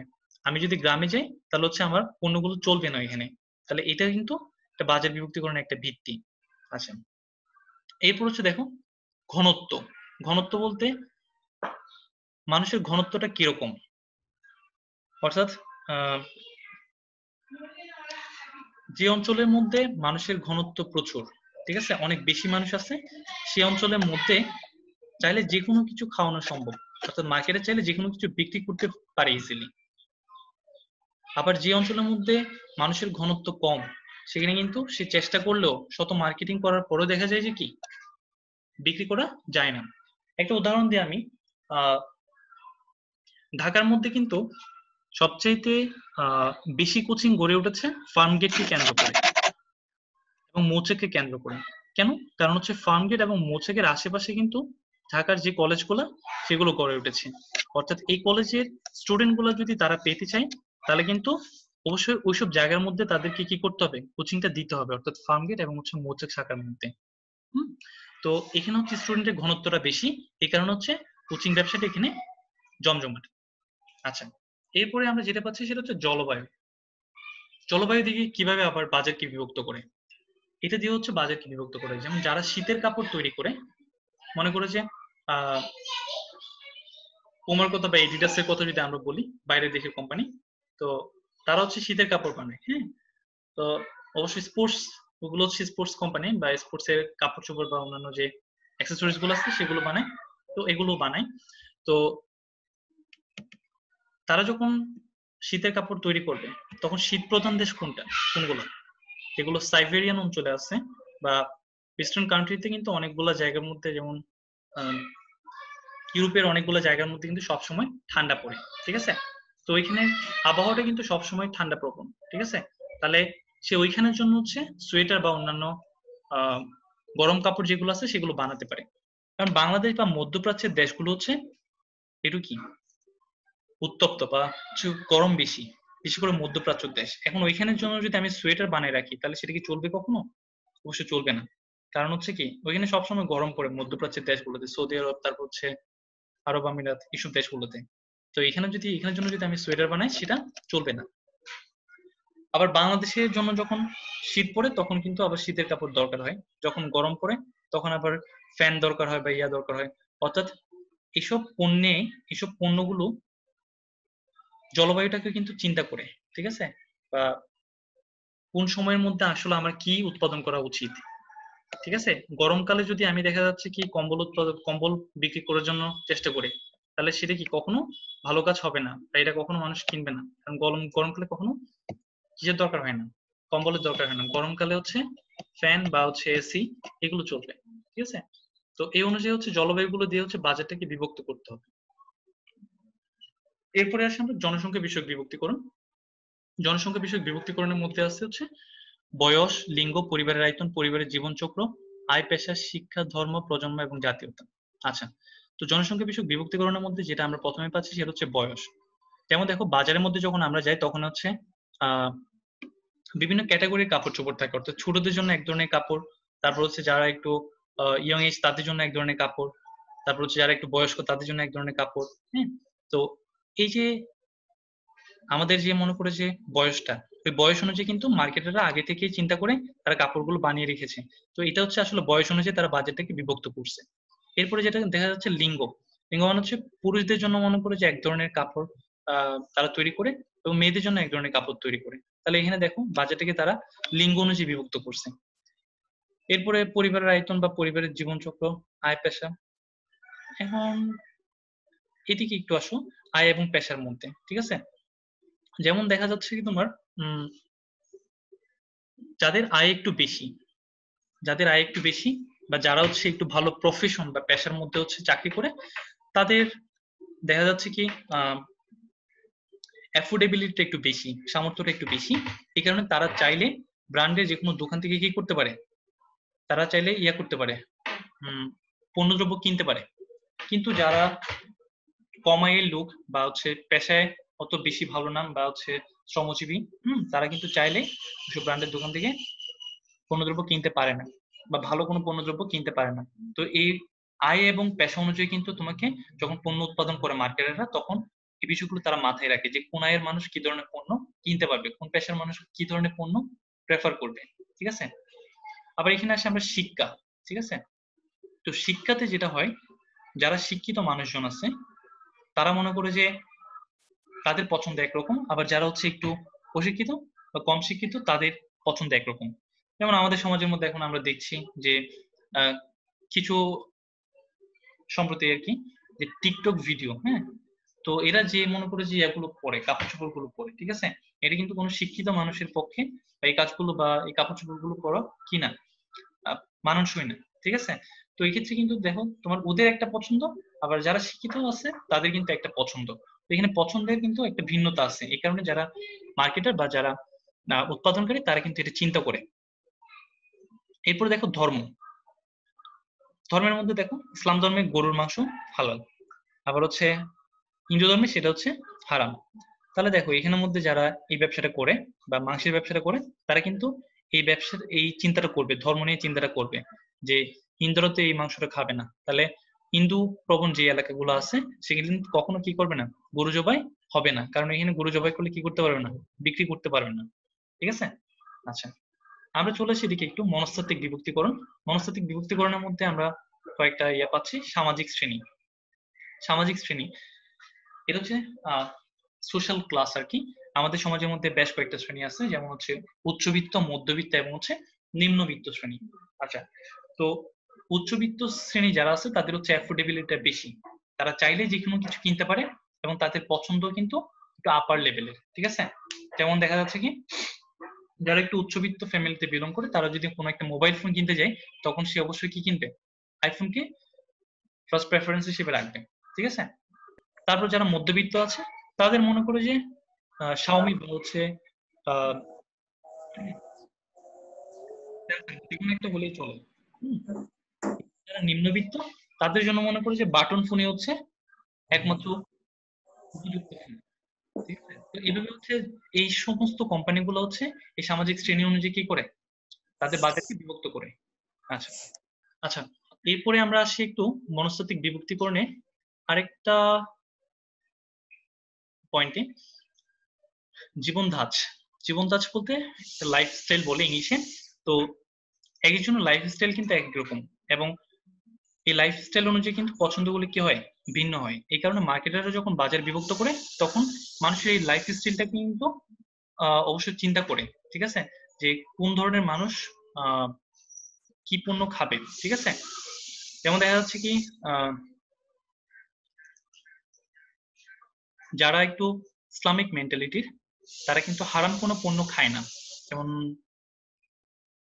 মদ বা এরকম যে নেশা জাতীয় দ্রব্যগুলো আছে সেগুলো খায় না।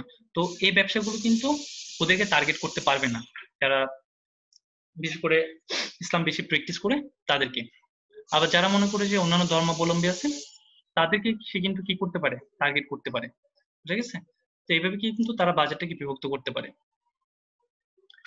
এরপরে ব্যক্তিত্ব যেটা আছে, এক একজনের ব্যক্তিত্ব কিন্তু এক এক রকম, ব্যক্তিত্ব অনুযায়ী আবার পছন্দের ভিন্নতা হয়।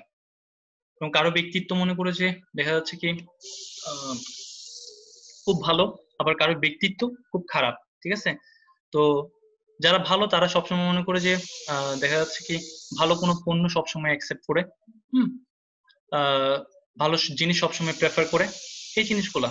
তো এই ব্যক্তিত্ব অনুযায়ী কিন্তু বাজেটটাকে বিভক্ত করা যায়, এবং মার্কেটে সবসময় এই জিনিসটা অ্যানালাইসিস করে, ঠিক আছে, যেটা আমরা বাজার তথ্য সংগ্রহ যে বিষয়টা করছিলাম সেটাই। তো বাজার তথ্য সংগ্রহ করার সময় এই বিষয়গুলো সে সবসময় চিন্তা করবে, মার্কেটার দেখবে। তো এখানে আচরণিক যে বিভক্তিকরণ গুলো আছে এগুলা, আমি যদি এখানে একটা জিনিস দেখছি উপলক্ষ, হ্যাঁ, উপলক্ষ মানে হচ্ছে কোন একটা উৎসব বা অনুষ্ঠান।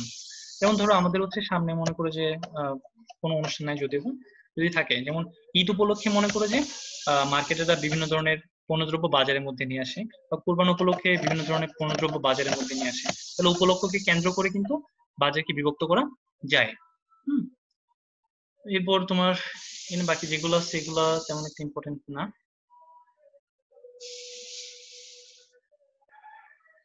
আচ্ছা, আমরা আসি একটু আহ, এতক্ষণ পড়লাম হচ্ছে বাজার বিভক্তিকরণ, যেটাকে আমি বললাম সেগমেন্টেশন। এসটিপি নামে যে তিনটা বর্ণ বললাম, আমি লেটার বললাম, ওইখানের মধ্যে সেগমেন্টেশন অর্থাৎ এসটা আমাদের শেষ। সেগমেন্টেশন বাজারটা কিভাবে বিভক্ত করতে হয় সেটা আমরা দেখলাম। এখন হচ্ছে টার্গেটিং, টি, এসটিপি টিটা মাঝের টিটা। তো টি মানে হচ্ছে টার্গেটিং বা বাজার লক্ষ্যায়ন, ঠিক আছে। টার্গেটিং শব্দের ইংলিশ বাংলা শব্দ হচ্ছে বাংলা বাজার লক্ষ্যায়ন। আচ্ছা, আমি যে কিছুক্ষণ আগে যে একটা সার্কেল আঁকলাম ওইখানের মধ্যে বাজারকে 4টা ভাগে ভাগ করলাম। ওই 4টা ভাগের মধ্যে আমি সব সুবিধা অসুবিধার কথা চিন্তা করে আমি মনে করেছি যে কোনো একটা বাজার বা 2টা বাজার বা 3টা বাজার বা সবগুলো বাজারকে আমি যদি টার্গেট করি, বা আমি চাচ্ছি হচ্ছে এই সবগুলো বাজারের মধ্যে আমি কি করব, আমার পণ্য বিক্রি করব, আমার সার্ভিস আমি সেল করব, তখন হচ্ছে সেটাকে বলা হয় বাজার লক্ষ্যায়ন। ঠিক আছে? আচ্ছা, এই যে দেখো এখানের মধ্যে বাজারজাতকরণ প্রচেষ্টার জন্য এক বা একাধিক বিভাগ নির্বাচন করাকে বাজার লক্ষ্যায়ন বলা হয়, যেটা আমি এখন বললাম। আচ্ছা, যেটা মেইন বিষয়, বাজার লক্ষ্যায়নের কৌশল হলো 4টি। তাহলে যদি পরীক্ষা আসে বাজার লক্ষ্যায়নের কৌশল কয়টি? 4টি। এটা খুব ভালো মতো খেয়াল করো। এখানের মধ্যে 4টা বিষয়ের মধ্যে প্রথম নাম্বার যে বিষয়টা সেটা হচ্ছে অপৃথকীকৃত বা গণবাজারজাতকরণ। অপৃথকীকৃত মানে হচ্ছে এখানে কোনো কিছু পৃথক করা হয় না। আর গণ শব্দটি দিয়েই আমরা কিন্তু বুঝতে পারছি যে গণমানুষের জন্য বা জনগণের জন্য। ঠিক আছে? অর্থাৎ আচ্ছা, আমরা একটু ওয়েট করি, একটু আজানটা শেষ হোক। ঠিক আছে? আচ্ছা, আজান শেষ হয়েছে, আমরা একটু শুরু করি এবার।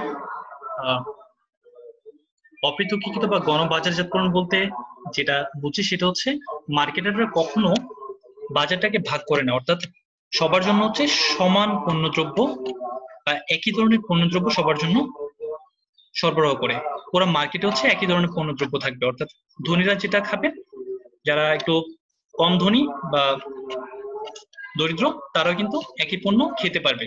যেমন আমরা যদি বলি কোকাকোলা যে কোকটা আছে বা 7 আপ যেটা আছে, এটা কি মনে করো যে কয়েকটা ক্যাটাগরি আছে, নাকি একটা ক্যাটাগরি যেটা আমরা সবাই খাই? যেমন এটা ধনীরা যেমন কোকাকোলা যেটা খায়, সেটা আবার হচ্ছে যারা দরিদ্র বা কম দরিদ্র তারা কিন্তু সেটা খায়। তাহলে এখানে দেখা যাচ্ছে যে ওরা যে মার্কেটিং বা বাজারজাতকরণটা ফলো করে, কোকাকোলা বা হচ্ছে তোমার এই যে পেপসি, সেটা হচ্ছে অপৃথকীকৃত বা গণবাজারজাতকরণ, অর্থাৎ পৃথক করে কোনো পণ্য কি করা হয় না, বাজারে পাঠানো হয় না বা বাজারে সরবরাহ করা হয় না, সবাই একই ধরনের পণ্যদ্রব্য ভোগ করবে। আর 2 নম্বরে যেটা আছে সেটা হচ্ছে পৃথকীকৃত বাজারজাতকরণ, অর্থাৎ এখানে হচ্ছে পণ্যদ্রব্যের মধ্যে ভিন্নতা আনা হয়। যেমন এক একজন মানুষের জন্য আলাদা আলাদা করে কি করা হয়, বা এক একটা ভাগের মানুষের জন্য এক একটা পণ্য উৎপাদন করা হয়। যেমন আমরা যদি বলি ইউনিলিভারের যে পেপসোডেন্ট আছে, হ্যাঁ, পেপসোডেন্টের মধ্যে বেশ কয়েকটা ক্যাটাগরি কিন্তু ওদের আছে। যেমন যারা হচ্ছে একটু দাঁতের মনে করে যে সৌন্দর্য চায়, ঠিক আছে, তারা হচ্ছে ক্লোজ আপ ইউজ করে সবসময়। যারা হচ্ছে মনে করে যে দাঁতের সমস্যা আছে বা কি করতে চায়, তো দেখা যাচ্ছে কি দাঁতে সিভিয়ার কোনো প্রবলেম আছে, তারা হচ্ছে মনে করে যে ওদের সেন্সোডিন বা হচ্ছে মনে করে যে আয়ুর্বেদিক যে পেপসোডেন্ট আছে সেটা ইউজ করে। আবার মনে করে যারা হচ্ছে এমনি নর্মালি, সরি, হ্যাঁ, তারা হচ্ছে পেপসোডেন্ট ইউজ করে, ভুল বলছি আমি, পেপসোডেন্ট ইউজ করে। আবার হচ্ছে মনে করে যে তোমার তো এইভাবে কিন্তু তারা বাজারটাকে মোটামুটি ভাগ করে নেয়, যে কার কোনটা প্রয়োজন হচ্ছে সেটা অনুযায়ী। ওরা আবার লাক্সের ক্ষেত্রে চিন্তা করো, সাবানের ক্ষেত্রে, সুগন্ধি সাবানের ক্ষেত্রে যারা একটু সৌন্দর্য পছন্দ করে তারা কিন্তু লাক্স সাবান ইউজ করে। আবার যারা একটু জীবাণু থেকে মুক্তি পেতে চায় তারা হচ্ছে লাইফ বয় ইউজ করে। যারা আবার মনে করেছে একটু বেশি শৌখিন বা বেশি কি বলা যায় আভিজাত্য পছন্দ করে, তারা হচ্ছে মনে করে যে ডাব সাবানটা ইউজ করে। সবগুলো ইউনিলিভারের। তাহলে এখানে পছন্দ অনুযায়ী কিন্তু এক একজনের জন্য এক একটা পণ্য তারা তৈরি করেছে, এটাকে বলা হচ্ছে পৃথকী বাজারজাতকরণ। আচ্ছা, তারপরে আসো কেন্দ্রীভূত বা কুটোর বাজারজাতকরণ। এটা মানে হচ্ছে একদম ছোট আকারে বাজারজাত করে। ঠিক আছে? যেমন আমি যদি বলি মার্সিডিজ বেঞ্জ বা হচ্ছে বিএমডব্লিউ, আমাদের সমাজের মধ্যে বা আমাদের মধ্যে কয়জনই কিনতে পারে? সবাই কিনতে পারে না। তো এখানের মধ্যে যেটা করে ওরা সেটা হচ্ছে ওদের নির্দিষ্ট কিছু কাস্টমার, যেমন কেন্দ্রীভূত বা কুটির বাজারজাতকরণ বলতে যেটা বোঝে সেটা হচ্ছে সমাজে যারা শিল্পপতি বা যারা হচ্ছে একটু বড় পর্যায়ে আছে তাদের কাছে শুধুমাত্র এই কোম্পানিগুলো মার্সিডিজ বিএমডব্লিউ বা এরকম যারা বড় বড় কোম্পানি আছে তারা পণ্যগুলো বিক্রি করে, সবার কাছে কিন্তু পণ্যটা বিক্রি করে না। বুঝে গেছে? তো এটাকে বলে কেন্দ্রীভূত, অর্থাৎ নির্দিষ্ট কিছু মানুষকে নিয়ে তারা বাজারটা সৃষ্টি করে বা নির্দিষ্ট কিছু মানুষকে তারা টার্গেট করে বাজারজাতকরণ কাজটা করে। এরপরে দেখো বেসিক বাজারজাতকরণ, এটাকে আবার কাস্টমাইজেশন মার্কেটিং ও বলা হয়। বেসিক বাজারজাতকরণ বলতে যেটা বোঝায় সেটা হচ্ছে বর্তমানে সময় অনেক পাল্টেছে, অর্থাৎ এক সময় দেখা যাচ্ছে উৎপাদনকারীরা যেটা উৎপাদন করতো সেটাই আমরা বুক করতাম। এখন এমন সময় চলে আসছে দেখুন, মনে করে যে ওয়েবসাইটের মধ্যে আমি নিজে চাইলে আমার পণ্যটা কিরকম হবে সেটা আমি কিন্তু বলে দিতে পারি। ঠিক আছে? যেমন আমি যখন যেমন আমি চাচ্ছি কোনো একটা পোশাক হচ্ছে অর্ডার করব, ঠিক আছে? তো আহ, যে কোম্পানি থেকে আমি অর্ডার করব সেই কোম্পানিতে আমি হচ্ছে ওয়েবসাইটে গিয়ে ওইখানের মধ্যে পার্টস গুলো রাখা আছে, আমি ওই পার্টস গুলোকে অ্যাসেম্বল করে আমার নিজের মতো করে আমি একটা ডিজাইন দাঁড় করে দিলাম, এবং সেই ডিজাইন অনুযায়ী কিন্তু ওরা পোশাকটা আমাকে কি করে পাঠাবে, তৈরি করে পাঠাবে। এই জিনিসটা হচ্ছে বেসিক বাজারজাতকরণ, ঠিক আছে? আচ্ছা, এরপরে আসি আমরা আমরা একটু আসি এই চ্যাপ্টারের মধ্যে, চ্যাপ্টার 2 তে। চ্যাপ্টার 2 এর মধ্যে আমরা দেখতে পাচ্ছি যে ভোক্তা আচরণে প্রভাব বিস্তারকারী উপাদান সমূহ, অর্থাৎ ভোক্তার আচরণ কিন্তু এক একজনের এক এক রকম। আমাদের আমরা যারা এখানে আছি এখন ক্লাসের মধ্যে, কারোর সাথে কিন্তু কারো আচরণে মিল নেই, ঠিক আছে? এক একজনের আচরণ এক এক রকম, হুম, এক একজনের পছন্দ কিন্তু এক এক রকম। তো এই জিনিসগুলো কিন্তু মার্কেটাররা সবসময় চিন্তা করে, এবং এই যে ভোক্তা আচরণে প্রভাব বিস্তার করে, এই যে প্রভাব বিস্তার করার জন্য কয়েকটা উপাদান কিন্তু সবসময় কাজ করে। তার মধ্যে একটা হচ্ছে সাংস্কৃতিক উপাদান, একটা হচ্ছে সামাজিক উপাদান, একটা হলো ব্যক্তিগত উপাদান, আর একটা হলো মনস্তাত্ত্বিক উপাদান। তাহলে দেখো, সাংস্কৃতিক উপাদানের মধ্যে কিন্তু আমরা পাচ্ছি সংস্কৃতি, উপসংস্কৃতি এবং সামাজিক শ্রেণী, ঠিক আছে? সংস্কৃতি বলতে কি, যেমন মনে করে যে আমরা যারা মুসলিম তারা হচ্ছে সবসময় মুসলিম সংস্কৃতিকে সবসময় বিলং করে, যারা হচ্ছে হিন্দুতে আছে তারা হচ্ছে হিন্দু সংস্কৃতিকে বিলং করে। তাহলে দেখো এখানের মধ্যে বা অন্যান্য ধর্মাবলম্বী যারা আছে তারা ওদের সংস্কৃতিতে বিশ্বাস করে। এখন বিষয় হচ্ছে আমাদের সংস্কৃতি অনুযায়ী আমরা আমাদের পছন্দগুলো কিন্তু ভিন্ন ভিন্ন। যারা মুসলিম তারা সবসময় মনে করে যে তো টুপি দিতে পছন্দ করে বা পাঞ্জাবি পরতে পছন্দ করে, আবার যারা হিন্দু সংস্কৃতিতে বিলং করে তাদের মনে করো কাপড় চোপড় বা খাওয়া দাওয়ার প্যাটার্ন আলাদা, ঠিক আছে? এগুলো কিন্তু তাদের আচরণের মধ্যে একটা প্রভাব বিস্তার করে সব সময়। যেমন হিন্দুরা হচ্ছে ধুতি পরে, যেমন যারা মুসলমান তারা মনে করে যে ধুতি টুতি খুব কম পরে, ঠিক আছে? বা মুসলিমরা হচ্ছে টুপি পরে, হিন্দুরা কিন্তু টুপি পরে না। তো এইসব জিনিসগুলো হচ্ছে আমাদের কি আচরণকে প্রভাবিত করে, সংস্কৃতি। এরপর হচ্ছে উপসংস্কৃতি। এটা হচ্ছে মনে করে যে আমাদের সংস্কৃতির ভিতরে কিন্তু আলাদা কিছু সাব ক্যাটাগরি আছে, যেমন হচ্ছে আমাদের বাঙালি হচ্ছে একটা সংস্কৃতি, ঠিক আছে? বা বাঙালি নারীরা হচ্ছে মনে করে যে শাড়ি পরে, বা পুরুষরা মনে করে যে লুঙ্গি বা পাঞ্জাবি পরে। আবার উপসংস্কৃতির মধ্যে আছে মনে করে যে তোমার আমাদের যা আদিবাসী যারা আছে, চাকমা মারমা বা এরকম যারা আছে তারা, তাদের মনে করে যে চিন্তা চেতনা বা তাদের খাবার দাবার, তাদের মনে করে যে কাপড় চোপড়, এসব কিন্তু আলাদা। তাহলে এগুলো কিন্তু তাদের আচরণ কি করে প্রভাব বিস্তার করে। এরপর সামাজিক শ্রেণী যেটা বললাম আমি, সামাজিক শ্রেণী কিছুক্ষণ আগে বললাম উচ্চবিত্ত, মধ্যবিত্ত এবং নিম্নবিত্ত। যখন উচ্চবিত্ত হয় তখন তার মনে করে যে চাহিদাটা থাকে একটু বেশি বেশি করে, সে বেশি বেশি পাবে বা ভালো জিনিস খাবে, ঠিক আছে? এইসব জিনিসগুলো হচ্ছে তার আচরণকে প্রভাবিত করে। এরপর সামাজিক উপাদান, সামাজিক উপাদানের মধ্যে আছে হচ্ছে নির্দেশক দল। নির্দেশক দল মানে হচ্ছে, এটাকে ইংলিশে বলে রেফারেন্স গ্রুপ। অর্থাৎ পাশের বাসার ভাবি মনে করে যে কোন একটা শাড়ি কিনছে, এখন আরেকজনের ভাবির বাসায় বেড়াতে গেছে, তো পাশের বাসায় বেড়াতে গেছে, এবং বেড়াতে গিয়ে ভাবিকে বলে যে আমি এটা নিছি, এই শাড়িটা নিছি, আপনি চাইলে এই শাড়িটা নিতে পারেন, ঠিক আছে? তাহলে দেখো এখানের মধ্যে যে ভাবিটা প্রথমে শাড়ি কিনছে উনি হচ্ছে কাকে নির্দেশ করছে, অন্য এক ভাবিকে নির্দেশ করছে যে এই শাড়িটা আপনি কিনেন, এটা ভালো, আমি কিনে পড়তেছি। তাহলে দেখো এখানে হচ্ছে যিনি বলছে উনি হচ্ছে নির্দেশক দল, উনি নির্দেশ করছে, রেফারেন্স করছে যে আপনি এখানে যান, এখানে গিয়ে এই শাড়িটা কিনে নিতে পারেন আপনি, ভালো। এরপর হচ্ছে পরিবার। যেমন আমার পরিবার সবসময় মনে করে যে আমার আচরণকে কি করে সবসময় প্রভাবিত করে। তা আমরা যখন ছোট ছিলাম তখন বেশি করে করতো অবশ্য, যখন আমরা বাজার করতে যেতাম ছোটবেলায়, তখন মনে করে যে আমাদের কোনো পছন্দ ছিল না, মা বাবা যেটা কিনে দিত আমরা সেটাই পড়তাম, ঠিক আছে? তো পরিবারের একটা কি থাকে, একটা প্রভাব থাকে আমাদের আচরণে, যেটা আমাদের আচরণকে পরিবর্তন করে। এরপর হচ্ছে ভূমিকা ও মর্যাদা। তোমরা হচ্ছে এখন মনে করো অনেক ছোট, ঠিক আছে? তোমাদের যে তোমাদের এখন মনে করো কথাবার্তা বা তোমাদের যে কন্ট্রিবিউশন সেটা পরিবার হয়তো বা অত ভালোভাবে এখন অ্যাকসেপ্ট করবে না। যখন তুমি টাকা পয়সা ইনকাম করবা, যখন একটু বড় হবা, তখন হচ্ছে তোমার কি হবে, পরিবারের উপর একটা আধিপত্য বিস্তার করার একটা কি হবে, সুযোগ হবে, ঠিক আছে? তখন তুমি চাইলে কিন্তু তোমার আচরণটা ওই সময় পরিবর্তন হবে, ঠিক আছে? তুমি যখন চাকরি করো, তখন তোমার আচরণে কি আসবে, পরিবর্তন আসবে। তখন তুমি মনে করো যে একটু বড় হবা, মর্যাদায় যখন একটু বড় হবা, তখনও তোমার আচরণে কি আসবে, পরিবর্তন আসবে। আচ্ছা, এরপরে দেখো ব্যক্তিগত উপাদান। ব্যক্তিগত উপাদান কিভাবে আমাদের আচরণকে প্রভাবিত করে। বয়স বা জীবনযাত্রার স্তর। যখন আমরা ছোট ছিলাম তখন আমাদের আচরণ একরকম ছিল, আমরা তখন খেলনা পেলে খুশি হতাম। যখন আমরা আস্তে আস্তে বড় হয়েছি তখন আমাদের এখন কি লাগে, স্মার্টফোন লাগে, মোবাইল লাগে, ঠিক আছে। তো আচরণ কিন্তু পরিবর্তন হচ্ছে। এরপর হচ্ছে পেশা।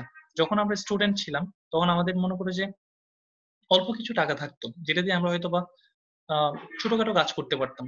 কিন্তু আমার যখন মনে করে চাকরি করব তখন আমার আচরণে অবশ্যই কিছু পরিবর্তন আসবে। তখন আমি বেশি বেশি টাকা ইনকাম করতে থাকবো, বা পরিবারের জন্য কাজ করব, বা মনে করে যে বেশি বেশি কিনতে পারবো। হ্যাঁ, এই আচরণগুলো পরিবর্তন আসে। এরপরে হচ্ছে বাকিগুলো দরকার নেই। মনস্তাত্ত্বিক উপাদানের মধ্যে আমরা যদি যাই, আমরা এখানে কয়েকটা উপাদান দেখতে পাচ্ছি। প্রেরণা, যেটাকে ইংলিশে বলা হয় মোটিভেশন, ঠিক আছে।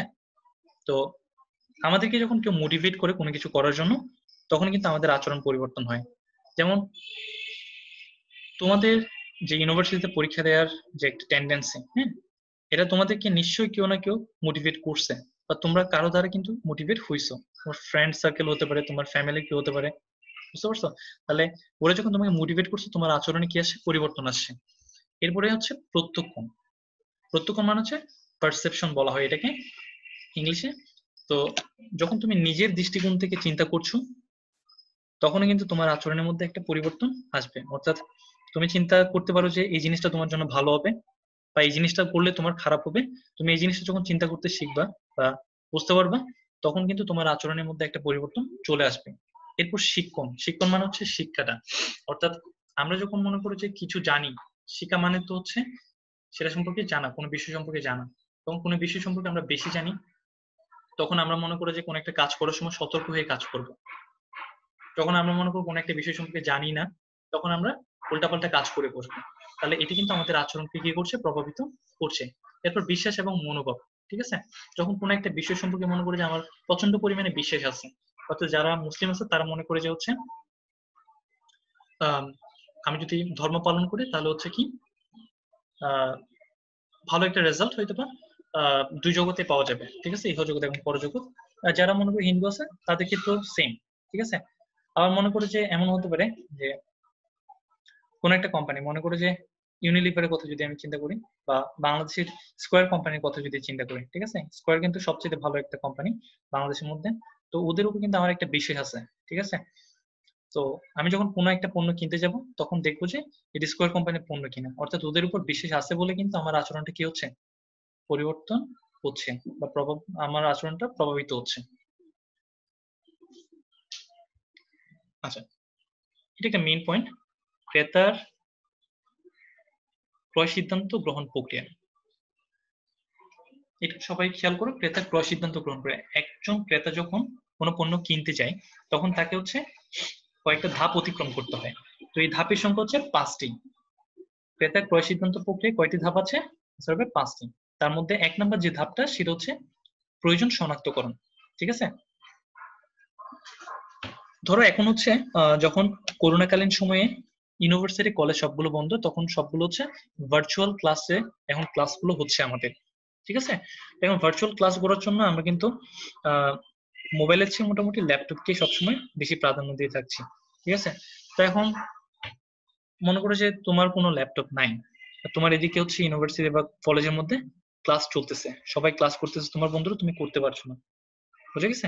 তো এখন তোমার মনে হচ্ছে যে তোমারও ক্লাস করা দরকার, এই জন্য তোমার কি লাগবে, একটা কম্পিউটার লাগবে বা ল্যাপটপ লাগবে। তাহলে তুমি হচ্ছে এখানে কি শনাক্ত করছো, তোমার প্রয়োজনটা শনাক্ত করছো যে তোমার ল্যাপটপ দরকার। এরপর 2 নম্বর ধাপ হচ্ছে তথ্য অনুসন্ধান। এখন তথ্য অনুসন্ধান কিভাবে করবে তোমরা, তুমি দেখবা তোমার বন্ধু বান্ধব বা আশেপাশে যারা মানুষজন আছে বা দোকানে গিয়ে তুমি খোঁজ খবর নিবা যে কোন ল্যাপটপটা ভালো হতে পারে বা কোন কোম্পানির ল্যাপটপটা কিনলে ভালো হতে পারে।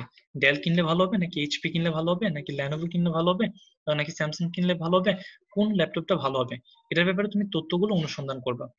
সবগুলো তথ্য পাওয়ার পরে তুমি বিকল্প সমূহ মূল্যায়ন করবা। বিকল্প সমূহ মূল্যায়ন বলতে তুমি যে কোম্পানিগুলো পাইছো, ঠিক আছে, ওইগুলোর মধ্যে তুমি কম্পেয়ার করে দেখবা, ঠিক আছে, যে কোন ল্যাপটপের মধ্যে কোন ফিচার দিচ্ছে বা কারা ভালো প্রাইসের মধ্যে দিচ্ছে বা কোন সুবিধাগুলো কারা বেশি দিচ্ছে, এগুলো তুমি একটু চিন্তা করে দেখবা। এখানে হচ্ছে এটাকে বলা হচ্ছে বিকল্প সমূহ মূল্যায়ন। এরপরে এসে তুমি ক্রয় সিদ্ধান্ত নিবা, ঠিক আছে?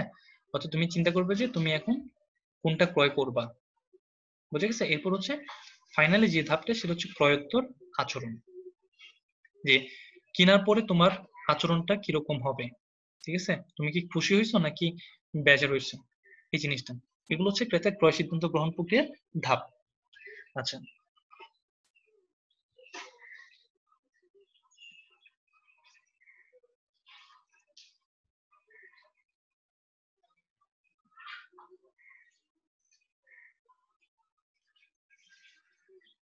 এরপর আরেকটু নিচে আসি আমরা। নিচে এসে আমরা একটা জিনিস দেখতে পাচ্ছি এখানে, সেটা হচ্ছে নতুন পণ্য গ্রহণের ক্ষেত্রে ক্রেতার ক্রয় সিদ্ধান্ত প্রক্রিয়া। স্যার একটু দরকার ছিল। হ্যাঁ, হ্যাঁ, বলো। ক্রয়োত্তর আচরণ বলতে কি ক্রয় করার পরে পণ্যের আচরণ এরকম কিছু বুঝাইছে? ক্রয়টা করছো, ক্রয়টা করার পর হচ্ছে তোমার মনে করো যে আচরণে কিরকম পরিবর্তন হবে, অর্থাৎ তুমি মনে করো যে কোন একটা ল্যাপটপ নিছো, ঠিক আছে? ল্যাপটপ নেওয়ার পরে তোমার দেখা যাচ্ছে কি ল্যাপটপটা ভালো সার্ভিস দিচ্ছে, হ্যাঁ? তো তুমি অবশ্যই খুশি হবে না? জি। ভালো সার্ভিস না দেয় তখন কি তুমি অবশ্যই ওই কোম্পানির উপর একটু মন মেজাজ খারাপ করে থাকবা। তো এটা তোর মোটামুটি আচরণ বলা হয় এটাকে। Thank you sir. আচ্ছা, এরপরে আসা হচ্ছে নতুন পণ্য গ্রহণের ক্ষেত্রে ক্রেতার ক্রয় সিদ্ধান্ত গ্রহণ প্রক্রিয়া। আমরা যখন নতুন কোনো পণ্য কিনতে যাই, ঠিক আছে, তখন কিন্তু আমাদেরকে 5টি ধাপ অতিক্রম করতে হয়। তো এটাকে সংক্ষেপে বলা হয় হচ্ছে এইটা মডেল। এটা একটা মডেল, এই মডেলের নাম হচ্ছে এইটা মডেল, অর্থাৎ প্রত্যেকটা ইংলিশ শব্দের শুরুর যে লেটারটা আছে সেটা দিয়ে হচ্ছে করা হয়েছে এইটা মডেল, ঠিক আছে? আমি একটু লিখে দিচ্ছি AIETA। আচ্ছা, এইটা মডেলের এখানে প্রথম যে ধাপটা আছে সেটা হচ্ছে অ্যাওয়ারনেস বা অবগতি। হুম, ধরো হচ্ছে আমি একটা, আমার এখন কোনো মোবাইল ফোন নাই, আমি চাচ্ছি একটা মোবাইল ফোন কেনার জন্য। হুম, তো আমার বন্ধু সাথে কথা বলতে বলতে ও এসে আমাকে হঠাৎ করে বললো যে বন্ধু, যে এখন নতুন একটা বাজারের সেট আসছে, এটা তোর বাজেটের সাথে মিলবে, তুই চাইলে এই ফোনটা কিনতে পারিস, ঠিক আছে? তখন এই বন্ধু আমাকে যে বিষয়টা বললো, অর্থাৎ আমাকে যে অবগত করলো, এই জিনিসটাকে বলা হচ্ছে অ্যাওয়ারনেস, ঠিক আছে? তো ওই অবগতির পরে দ্বিতীয় নাম্বার যে ধাপটা সেটা হচ্ছে ইন্টারেস্ট বা আগ্রহ। আচ্ছা, তো বন্ধু আমাকে যখন এটা বলার পরে হচ্ছে আমার আগ্রহ সৃষ্টি হয়েছে এটা নেয়ার ব্যাপারে, ওই ফোনটা, ঠিক আছে? তখন আমার সাথে যখন সবগুলো মিলে যাচ্ছে, অর্থাৎ বাজেটের সাথে মিলতেছে বা অন্যান্য সুবিধা যেগুলো দিচ্ছে সেগুলো মিলতেছে, তখন আমার কিন্তু একটা আগ্রহ সৃষ্টি হয়েছে, এটাকে বলা হচ্ছে ইন্টারেস্ট বা আগ্রহ। 3 নাম্বার যে ধাপটা সেটা হচ্ছে মূল্যায়ন। আচ্ছা, আগ্রহের পরে এখন যে বিষয়টা আসবে, আমার আগ্রহ সৃষ্টি হয়েছে, ঠিক আছে, এখন আমি কিন্তু কি করব, মূল্যায়ন করব। অর্থাৎ আমার যে তোমার ইয়াগুলো আছে, যে ফোনের কথা সে বলছে, অন্যান্য যে ফোনগুলো আছে বাজারের মধ্যে সেগুলোর সাথে একটা তুলনা করব, ঠিক আছে? তুলনা করে দেখবো যে আসলে সেটা ভালো কিনা। তো এটা হচ্ছে মূল্যায়ন। এরপর 4 নাম্বার যে ধাপটা সেটা হচ্ছে যাচাইকরণ বা ট্রায়াল। যাচাইকরণে এসে এখন আমি হচ্ছে সেটা ব্যবহার করে দেখবো একটু, ঠিক আছে, যে সেটটা কেমন চলে বা যে যে ফিচার গুলোর কথা বলছে সেগুলো ঠিক আছে কিনা। আমরা যখন কাপড় কিনতে যাই, ঠিক আছে, অনেকে কিন্তু দোকানের মধ্যে গিয়ে ট্রায়াল দিয়ে দেখেন, ঠিক আছে? যখন কাপড় একটা পছন্দ হয় ওই কাপড়টা কি দিয়ে দেখে, ট্রায়াল দিয়ে দেখে, এটাকে বলা হচ্ছে যাচাইকরণ বা ট্রায়াল। যখন যাচাইকরণ বা ট্রায়াল শেষ হবে, যখন দেখবে যে সবকিছু ঠিক আছে, তখন সে সেটাকে গ্রহণ করবে বা অ্যাডপশন করবে, ঠিক আছে? গ্রহণ বা অ্যাডপশন, এটার মাধ্যমে হচ্ছে নতুন পণ্য যে কেনার যে সিদ্ধান্ত প্রক্রিয়া সেটা শেষ হয়, বুঝা গেছে? আচ্ছা, এখানে একটা লাইন এখানে লেখা আছে, এই লাইনটা তোমরা চাইলে মার্ক করে রাখতে পারো, ক্রেতা কর্তৃক নতুন পণ্য গ্রহণ একটি মানসিক প্রক্রিয়া। আচ্ছা, তারপর একদম লাস্ট ওয়ান,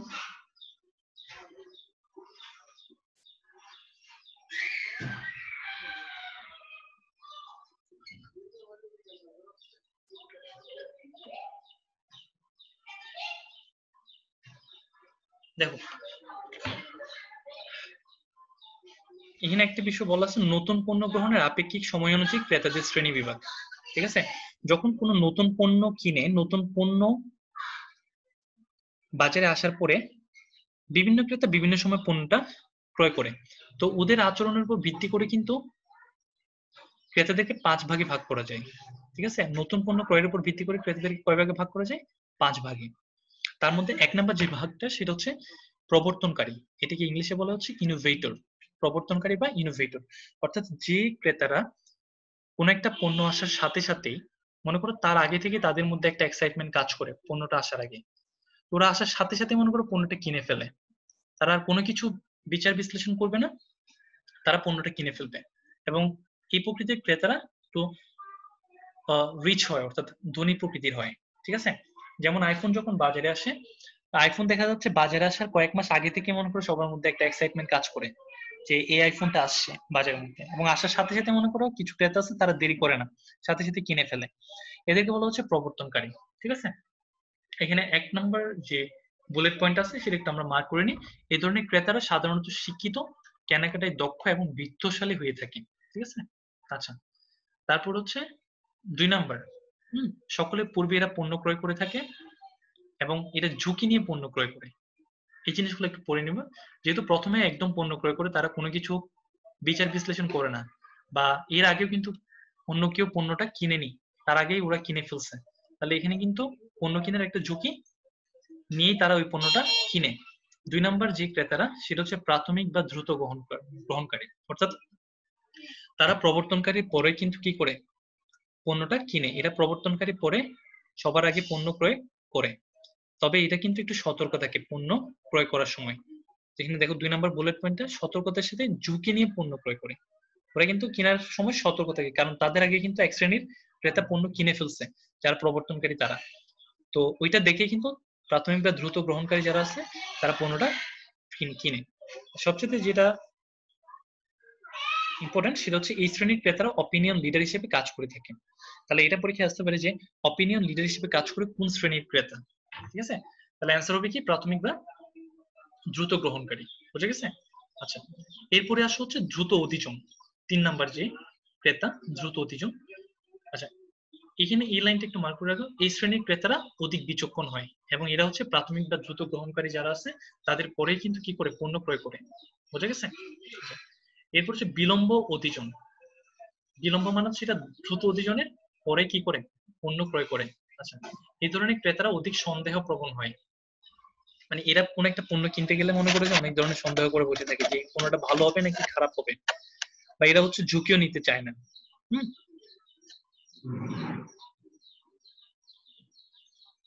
সমাজে যখন সবার পণ্য কেনা শেষ হবে তখনই কিন্তু কি এরা পণ্যটা কিনতে যাবে, বুঝছো, এরা হচ্ছে বিলম্ব অধিযোগ।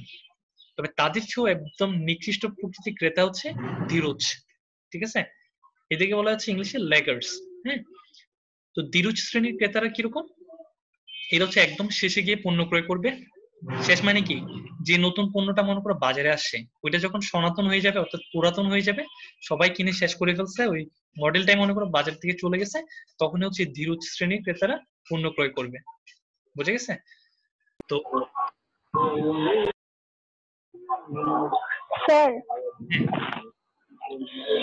দ্রুত অধিযোগ ক্রেতা এটা আরেকবার বুঝিয়ে দিলে ভালো হতো। দ্রুত দিবে, জি স্যার। মিউট করো। দ্রুত অধিযোগ তারা হচ্ছে পণ্য কিনবে প্রাথমিক বা দ্রুত গ্রহণকারীর পরে এবং বিলম্ব অধিযোগ কিনার আগে।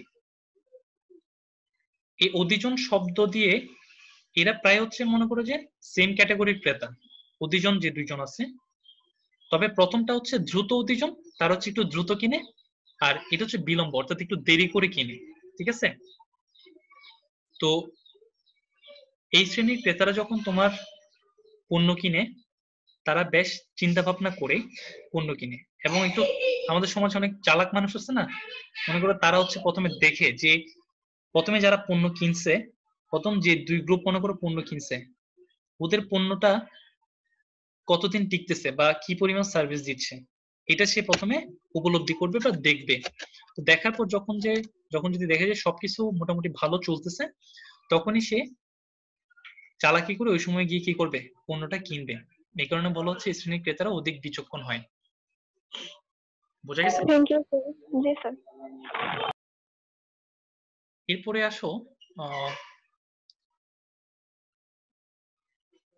এটা একটু মার্ক করে নিতে পারো, এই ধরনের ক্রেতারা সনাতন প্রকৃতির হয়ে থাকে, অর্থাৎ তাহলে তোমার পরীক্ষায় আসতে পারে যে সনাতন প্রকৃতির ক্রেতা কারা, তাহলে অ্যান্সার হবে কি ধীরজ শ্রেণীর যারা ক্রেতা আছে তারা, ঠিক আছে।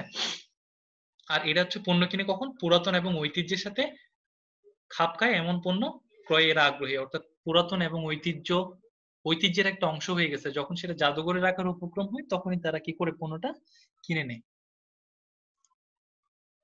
আচ্ছা,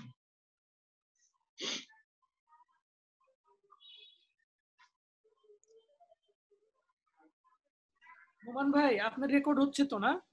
হ্যাঁ রাকিব ভাই আচ্ছা, রেকর্ড। আপনি কিন্তু মিটিং লিভ করার পরে হচ্ছে কেটে দিয়েন না, কনভার্ট হবে, ভিডিওটা আমাকে দিয়েন। আমার একটু ড্রপ হয়েছে তো, আমার কাছে ফুল ভিডিওটা নাও আসতে পারে। হ্যাঁ, আচ্ছা আচ্ছা। আপনার থেকে আমি ভিডিওটা নিব, আপনি ইউটিউবে পোস্ট করবেন, এরপরে ওটা আমি নিয়ে নিব লিংকে।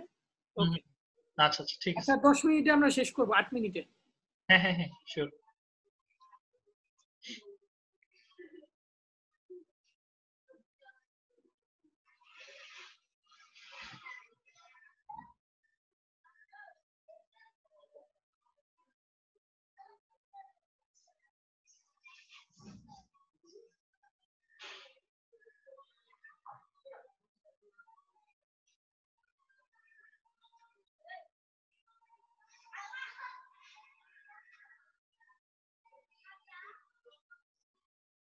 আচ্ছা শোনো, তোমরা একটু এই জিনিসটা একটু পড়ে নিবা, ঠিক আছে। বিপণনের মাধ্যমে কি কি উপযোগগুলো সৃষ্টি হয় সেটা আমরা সবাই জানি মোটামুটি, তারপরে একটু দেখে নিবে, কারণ এখান থেকে একটা প্রশ্ন প্রায় সময় পরীক্ষায় আসে যে কোনটার মাধ্যমে কি উপযোগ সৃষ্টি হয়। যেমন বিক্রয়ের মাধ্যমে সত্যগত উপযোগ সৃষ্টি হয়, পরিবহনের মাধ্যমে স্থানগত উপযোগ সৃষ্টি হয়, বীমা আমাদের ঝুঁকিগত উপযোগ সৃষ্টি করে, ব্যাংক অর্থগত উপযোগ সৃষ্টি করে, গুদামজাতকরণ সময়গত, বিজ্ঞাপন জ্ঞানগত উপযোগ সৃষ্টি করে এবং প্রমিতকরণ মানগত উপযোগ সৃষ্টি করে, ঠিক আছে। এই জিনিসটি একটু দেখে নেবেন আপনারা।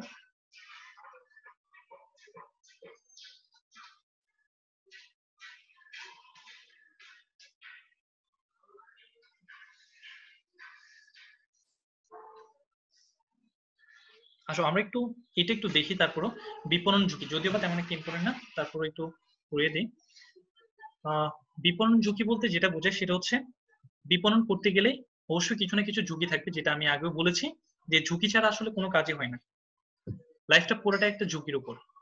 যে ঝুঁকি নিতে জানবে বা যে ঝুঁকি নিতে পারবে সে একমাত্র কি করবে, সাকসেসফুল হবে।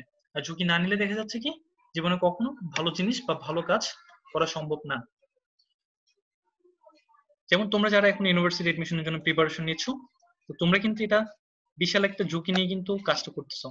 যে হয়তো দেখা যাচ্ছে তোমার ইউনিভার্সিটিতে আসতেও পারে আবার নাও আসতে পারে, না আসলে সেক্ষেত্রে কি করবা। তো এখানে কিন্তু একটা ঝুঁকি থেকে যায় সবারই, বুঝে গেছে। তো তোমরা সবসময় মনে করো যে, আমি জানি এখানে সবাই অবশ্য ভালো স্টুডেন্ট, তোমরা যারা আছে সবাই ইউনিভার্সিটিতে চান্স পাওয়ার মতো ক্যালিবার রাখো। তো তারপর কিন্তু সব জায়গার মধ্যে ঝুঁকি থাকে। আমরা যে বাইরে বের হই এটা লাইফের একটা ঝুঁকি নিয়ে বের হই, কিন্তু যে কোনো সময় যে কোনো কিছু ঘটে যেতে পারে, ঠিক আছে। তো মার্কেটিং কিন্তু এটা বাইরে না, মার্কেটিং অবশ্যই কি থাকে, ঝুঁকি থাকে। আচ্ছা, ঝুঁকি মানে বলতে আমরা বুঝি কি ভবিষ্যৎ অনিশ্চয়তা, অর্থাৎ যেটা দ্বারা হচ্ছে আমার যে কাজকর্ম, যে স্বাভাবিক কাজকর্ম সেটা ব্যাহত হতে পারে। আচ্ছা, তো এখানে ওরা বিপণন ঝুঁকিকে টোটাল 8 ভাগে ভাগ করে দেখাইছে। তার মধ্যে প্রথম যে ভাগটা সেটা হচ্ছে পরিবেশগত ঝুঁকি, ঠিক আছে। পরিবেশগত ঝুঁকির মধ্যে মনে করে যে ন্যাচারাল যে ডিজাস্টার গুলো হয়, যেমন বন্যা, খরা, তারপর হচ্ছে ঘূর্ণিঝড়, এসবের ফলে মনে করে যদি কোনো পণ্য উৎপাদন ব্যাহত হয় বা পণ্যের সরবরাহ যদি ব্যাহত হয়, সেটাকে বলা হচ্ছে পরিবেশগত ঝুঁকি। কিছুদিন আগে যখন একটা ঘূর্ণিঝড় হলো, ঘূর্ণিঝড় এই বছরের শুরুর দিকে আর কি, যে ঘূর্ণিঝড়টা হলো, এটার ফলে মনে করে যে দেশের বিভিন্ন অঞ্চলের মধ্যে বন্যা হয়েছে। তো বন্যা হওয়ার ফলে দেখা যাচ্ছে রাস্তাঘাট সব ডুবে গেছে, মানুষজন মনে করে যে নৌকার মধ্যে থাকতে হচ্ছে। তো এইসব জায়গায় কি যারা উৎপাদন করছে ওই ফসলগুলো তার ছিল না, সবগুলো ফসল মনে করো পানির তলে চলে গেছে। এরপর ওইখানে মনে করে যে যে দোকানপাট ছিল সবগুলো বন্ধ হয়ে গেছে, আর যে কারখানা গুলো ছিল, মিল কারখানা গুলো, সেগুলো উৎপাদন করতে পারেনি। বা যারা মনে করে যে মার্কেটিং এর কাজের সাথে সম্পর্কিত, তারা বাজারজাতকরণ বা পণ্য সরবরাহ গুলো ঠিক মতো করতে পারেনি, ঠিক আছে। তো এইগুলোকে বলা হচ্ছে পরিবেশগত ঝুঁকি। 2 নাম্বার হচ্ছে মূল্য ঝুঁকি। মূল্য ঝুঁকিটা কি, মূল্য ঝুঁকিটা দেখা যাচ্ছে কি যে কোনো সময় পণ্যের মূল্য কমে যেতে পারে বা যে কোনো সময় পণ্যের মূল্য বেড়ে যেতে পারে। তো যদি পণ্যের মূল্য কমে যায় তাহলে দেখা যাচ্ছে কি ওইটা ব্যবসায়ীদের জন্য খারাপ দিক, কিন্তু যারা ক্রেতা আছে তাদের জন্য ভালো দিক, কারণ কম দাম পেলে আমরা খুব বেশি পরিমাণে পণ্যদ্রব্য কিনে নিতে পারি যারা কাস্টমার আছে। আবার যদি পণ্যের দাম যদি বেশি হয়ে যায় তখন ওইটা ব্যবসায়ীদের জন্য লাভ, কিন্তু আমাদের যারা ক্রেতা আছে তাদের জন্য কিন্তু সেটা ভালো না বা খারাপ, আমরা পণ্য কিনতে পারি না। তাহলে এটা হচ্ছে মূল্য ঝুঁকি। আর্থিক ঝুঁকি, আর্থিক ঝুঁকির সাথে বেশ কয়েক ধরনের ঝুঁকি জড়িত, এবং এখানের মধ্যে একটা জিনিস একটু মার্ক করে নিবা, সেটা হচ্ছে ঝুঁকি বলতে আর্থিক ঝুঁকিকেই বোঝায়। তাহলে যদি প্রশ্ন আসে তোমাদের ঝুঁকি বলতে আসলে কোন ধরনের ঝুঁকিকে বোঝায়, ঠিক আছে, অনেক ধরনের ঝুঁকি আছে, কিন্তু যেটা মেইন ঝুঁকি বা যেটা হচ্ছে একদম কোর, সেটা হচ্ছে আর্থিক ঝুঁকিটা, ঠিক আছে। অন্যান্য ঝুঁকিগুলো সবগুলো কিন্তু এই অর্থের সাথেই বা অর্থকে ঘিরেই, অন্যান্য যে ঝুঁকি হোক না কেন সবগুলোর সাথে কিন্তু অর্থ জড়িত। তো আসল ঝুঁকি এই কারণে বলা হয় আর্থিক ঝুঁকিকে।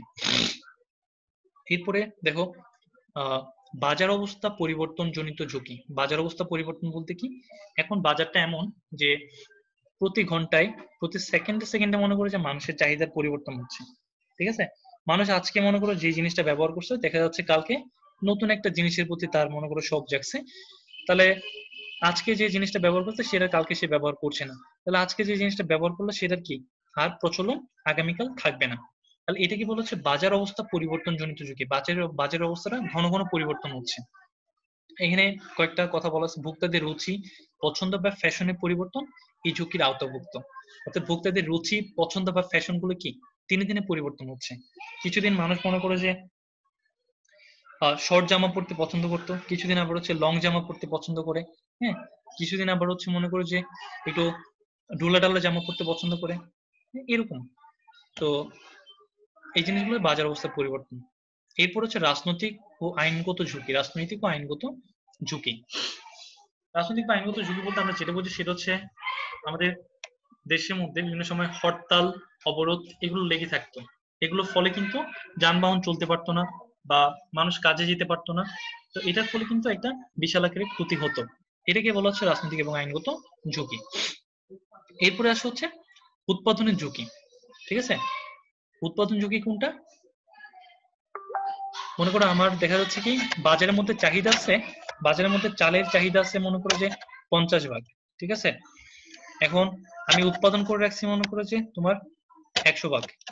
এখন বাকি জিনিসটা আমি কার কাছে বিক্রি করবো, বাকি যে বেশি উৎপাদন হয়েছে এটা আমি কার কাছে বিক্রি করবো, এটার জন্য একটা ঝুঁকি থেকে যায় না, এটাকে বলো উৎপাদন ঝুঁকি। আবার মনে করো যে আমার দেখা যাচ্ছে কি আমি পোশাক উৎপাদন করি, এখন পোশাকের মধ্যে মনে করো যে আমার পোশাক লাগবে বছরের মধ্যে ধরো 1 লাখ পিস, এখন দেখা যাচ্ছে কি আমি এর চেয়ে বেশি উৎপাদন করে বসে আছি, 2 লাখ 4 লাখ এরকম উৎপাদন করে বসে আছি, তখন বাকি যে উৎপাদনটা সেটা কিন্তু লসে যাবে। এই কারণে বলা হচ্ছে বাজার সম্পর্কে না জেনে বা বাজারের চাহিদাটা অনুধাবন না করে কখনো পণ্য উৎপাদন করতে যাওয়া উচিত না মার্কেটের, ঠিক আছে। তারপর হচ্ছে মানব সম্পদ ব্যবস্থাপনা জনিত ঝুঁকি। এটা হচ্ছে যখন তুমি তোমার প্রতিষ্ঠানে যখন কর্মী রাখবা তাদেরকে অবশ্যই ওইভাবে করে গড়ে তুলতে হবে, অর্থাৎ তাদেরকে প্রশিক্ষণ দিতে হবে, তাদেরকে একটু শিক্ষিত হতে হবে, হ্যাঁ। এটা যদি না হয় তাহলে দেখা যাচ্ছে কি একটা ঝুঁকি থেকে যাবে, ওই মানুষগুলো তোমার প্রতিষ্ঠানকে টিকিয়ে রাখতে পারছে না বা যেভাবে কাজ করা দরকার ওইভাবে কাজ করছে না, ঠিক আছে। এরপরে হচ্ছে 8 নম্বরে সবশেষ ব্যবসায়িক ঝুঁকি। ব্যবসায়িক ঝুঁকি বলতে আমরা যেটা বুঝি সেটা হচ্ছে আমরা যখন ব্যবসা করতে যাই তখন আসলে ব্যবসার মধ্যে সবসময় নগদ এবং বাকিতে লেনদেন করতে হয়, ঠিক আছে। তো যখন আমরা দেখা যাচ্ছে বাকিতে লেনদেন করি, ওই বাকিতে লেনদেনটা অনেক সময় কিন্তু আমরা পাই না, ঠিক আছে। তো এই যে লেনদেন করার ফলে যে টাকাটা আমরা পাচ্ছি না, যা লস হয়ে যাচ্ছে, এটাকে বলা হচ্ছে ব্যবসায়িক ঝুঁকি। হ্যাঁ, তো এইসব ঝুঁকিগুলো প্রতিরোধ করা যাবে একমাত্র বীমা ব্যবস্থার মাধ্যমে, বোঝা গেছে। তাহলে আচ্ছা, আমরা শেষ করে দেই নাকি? হ্যাঁ হচ্ছে হ্যাঁ ভাই নাকি আরেকটু লাগবে সময়? হ্যাঁ হ্যাঁ হ্যাঁ রাকিব ভাই শেষ। আচ্ছা, আমরা সবাই কি মোটামুটি বুঝতে পারছি এই বিষয়গুলো যা পড়ছি? জি স্যার।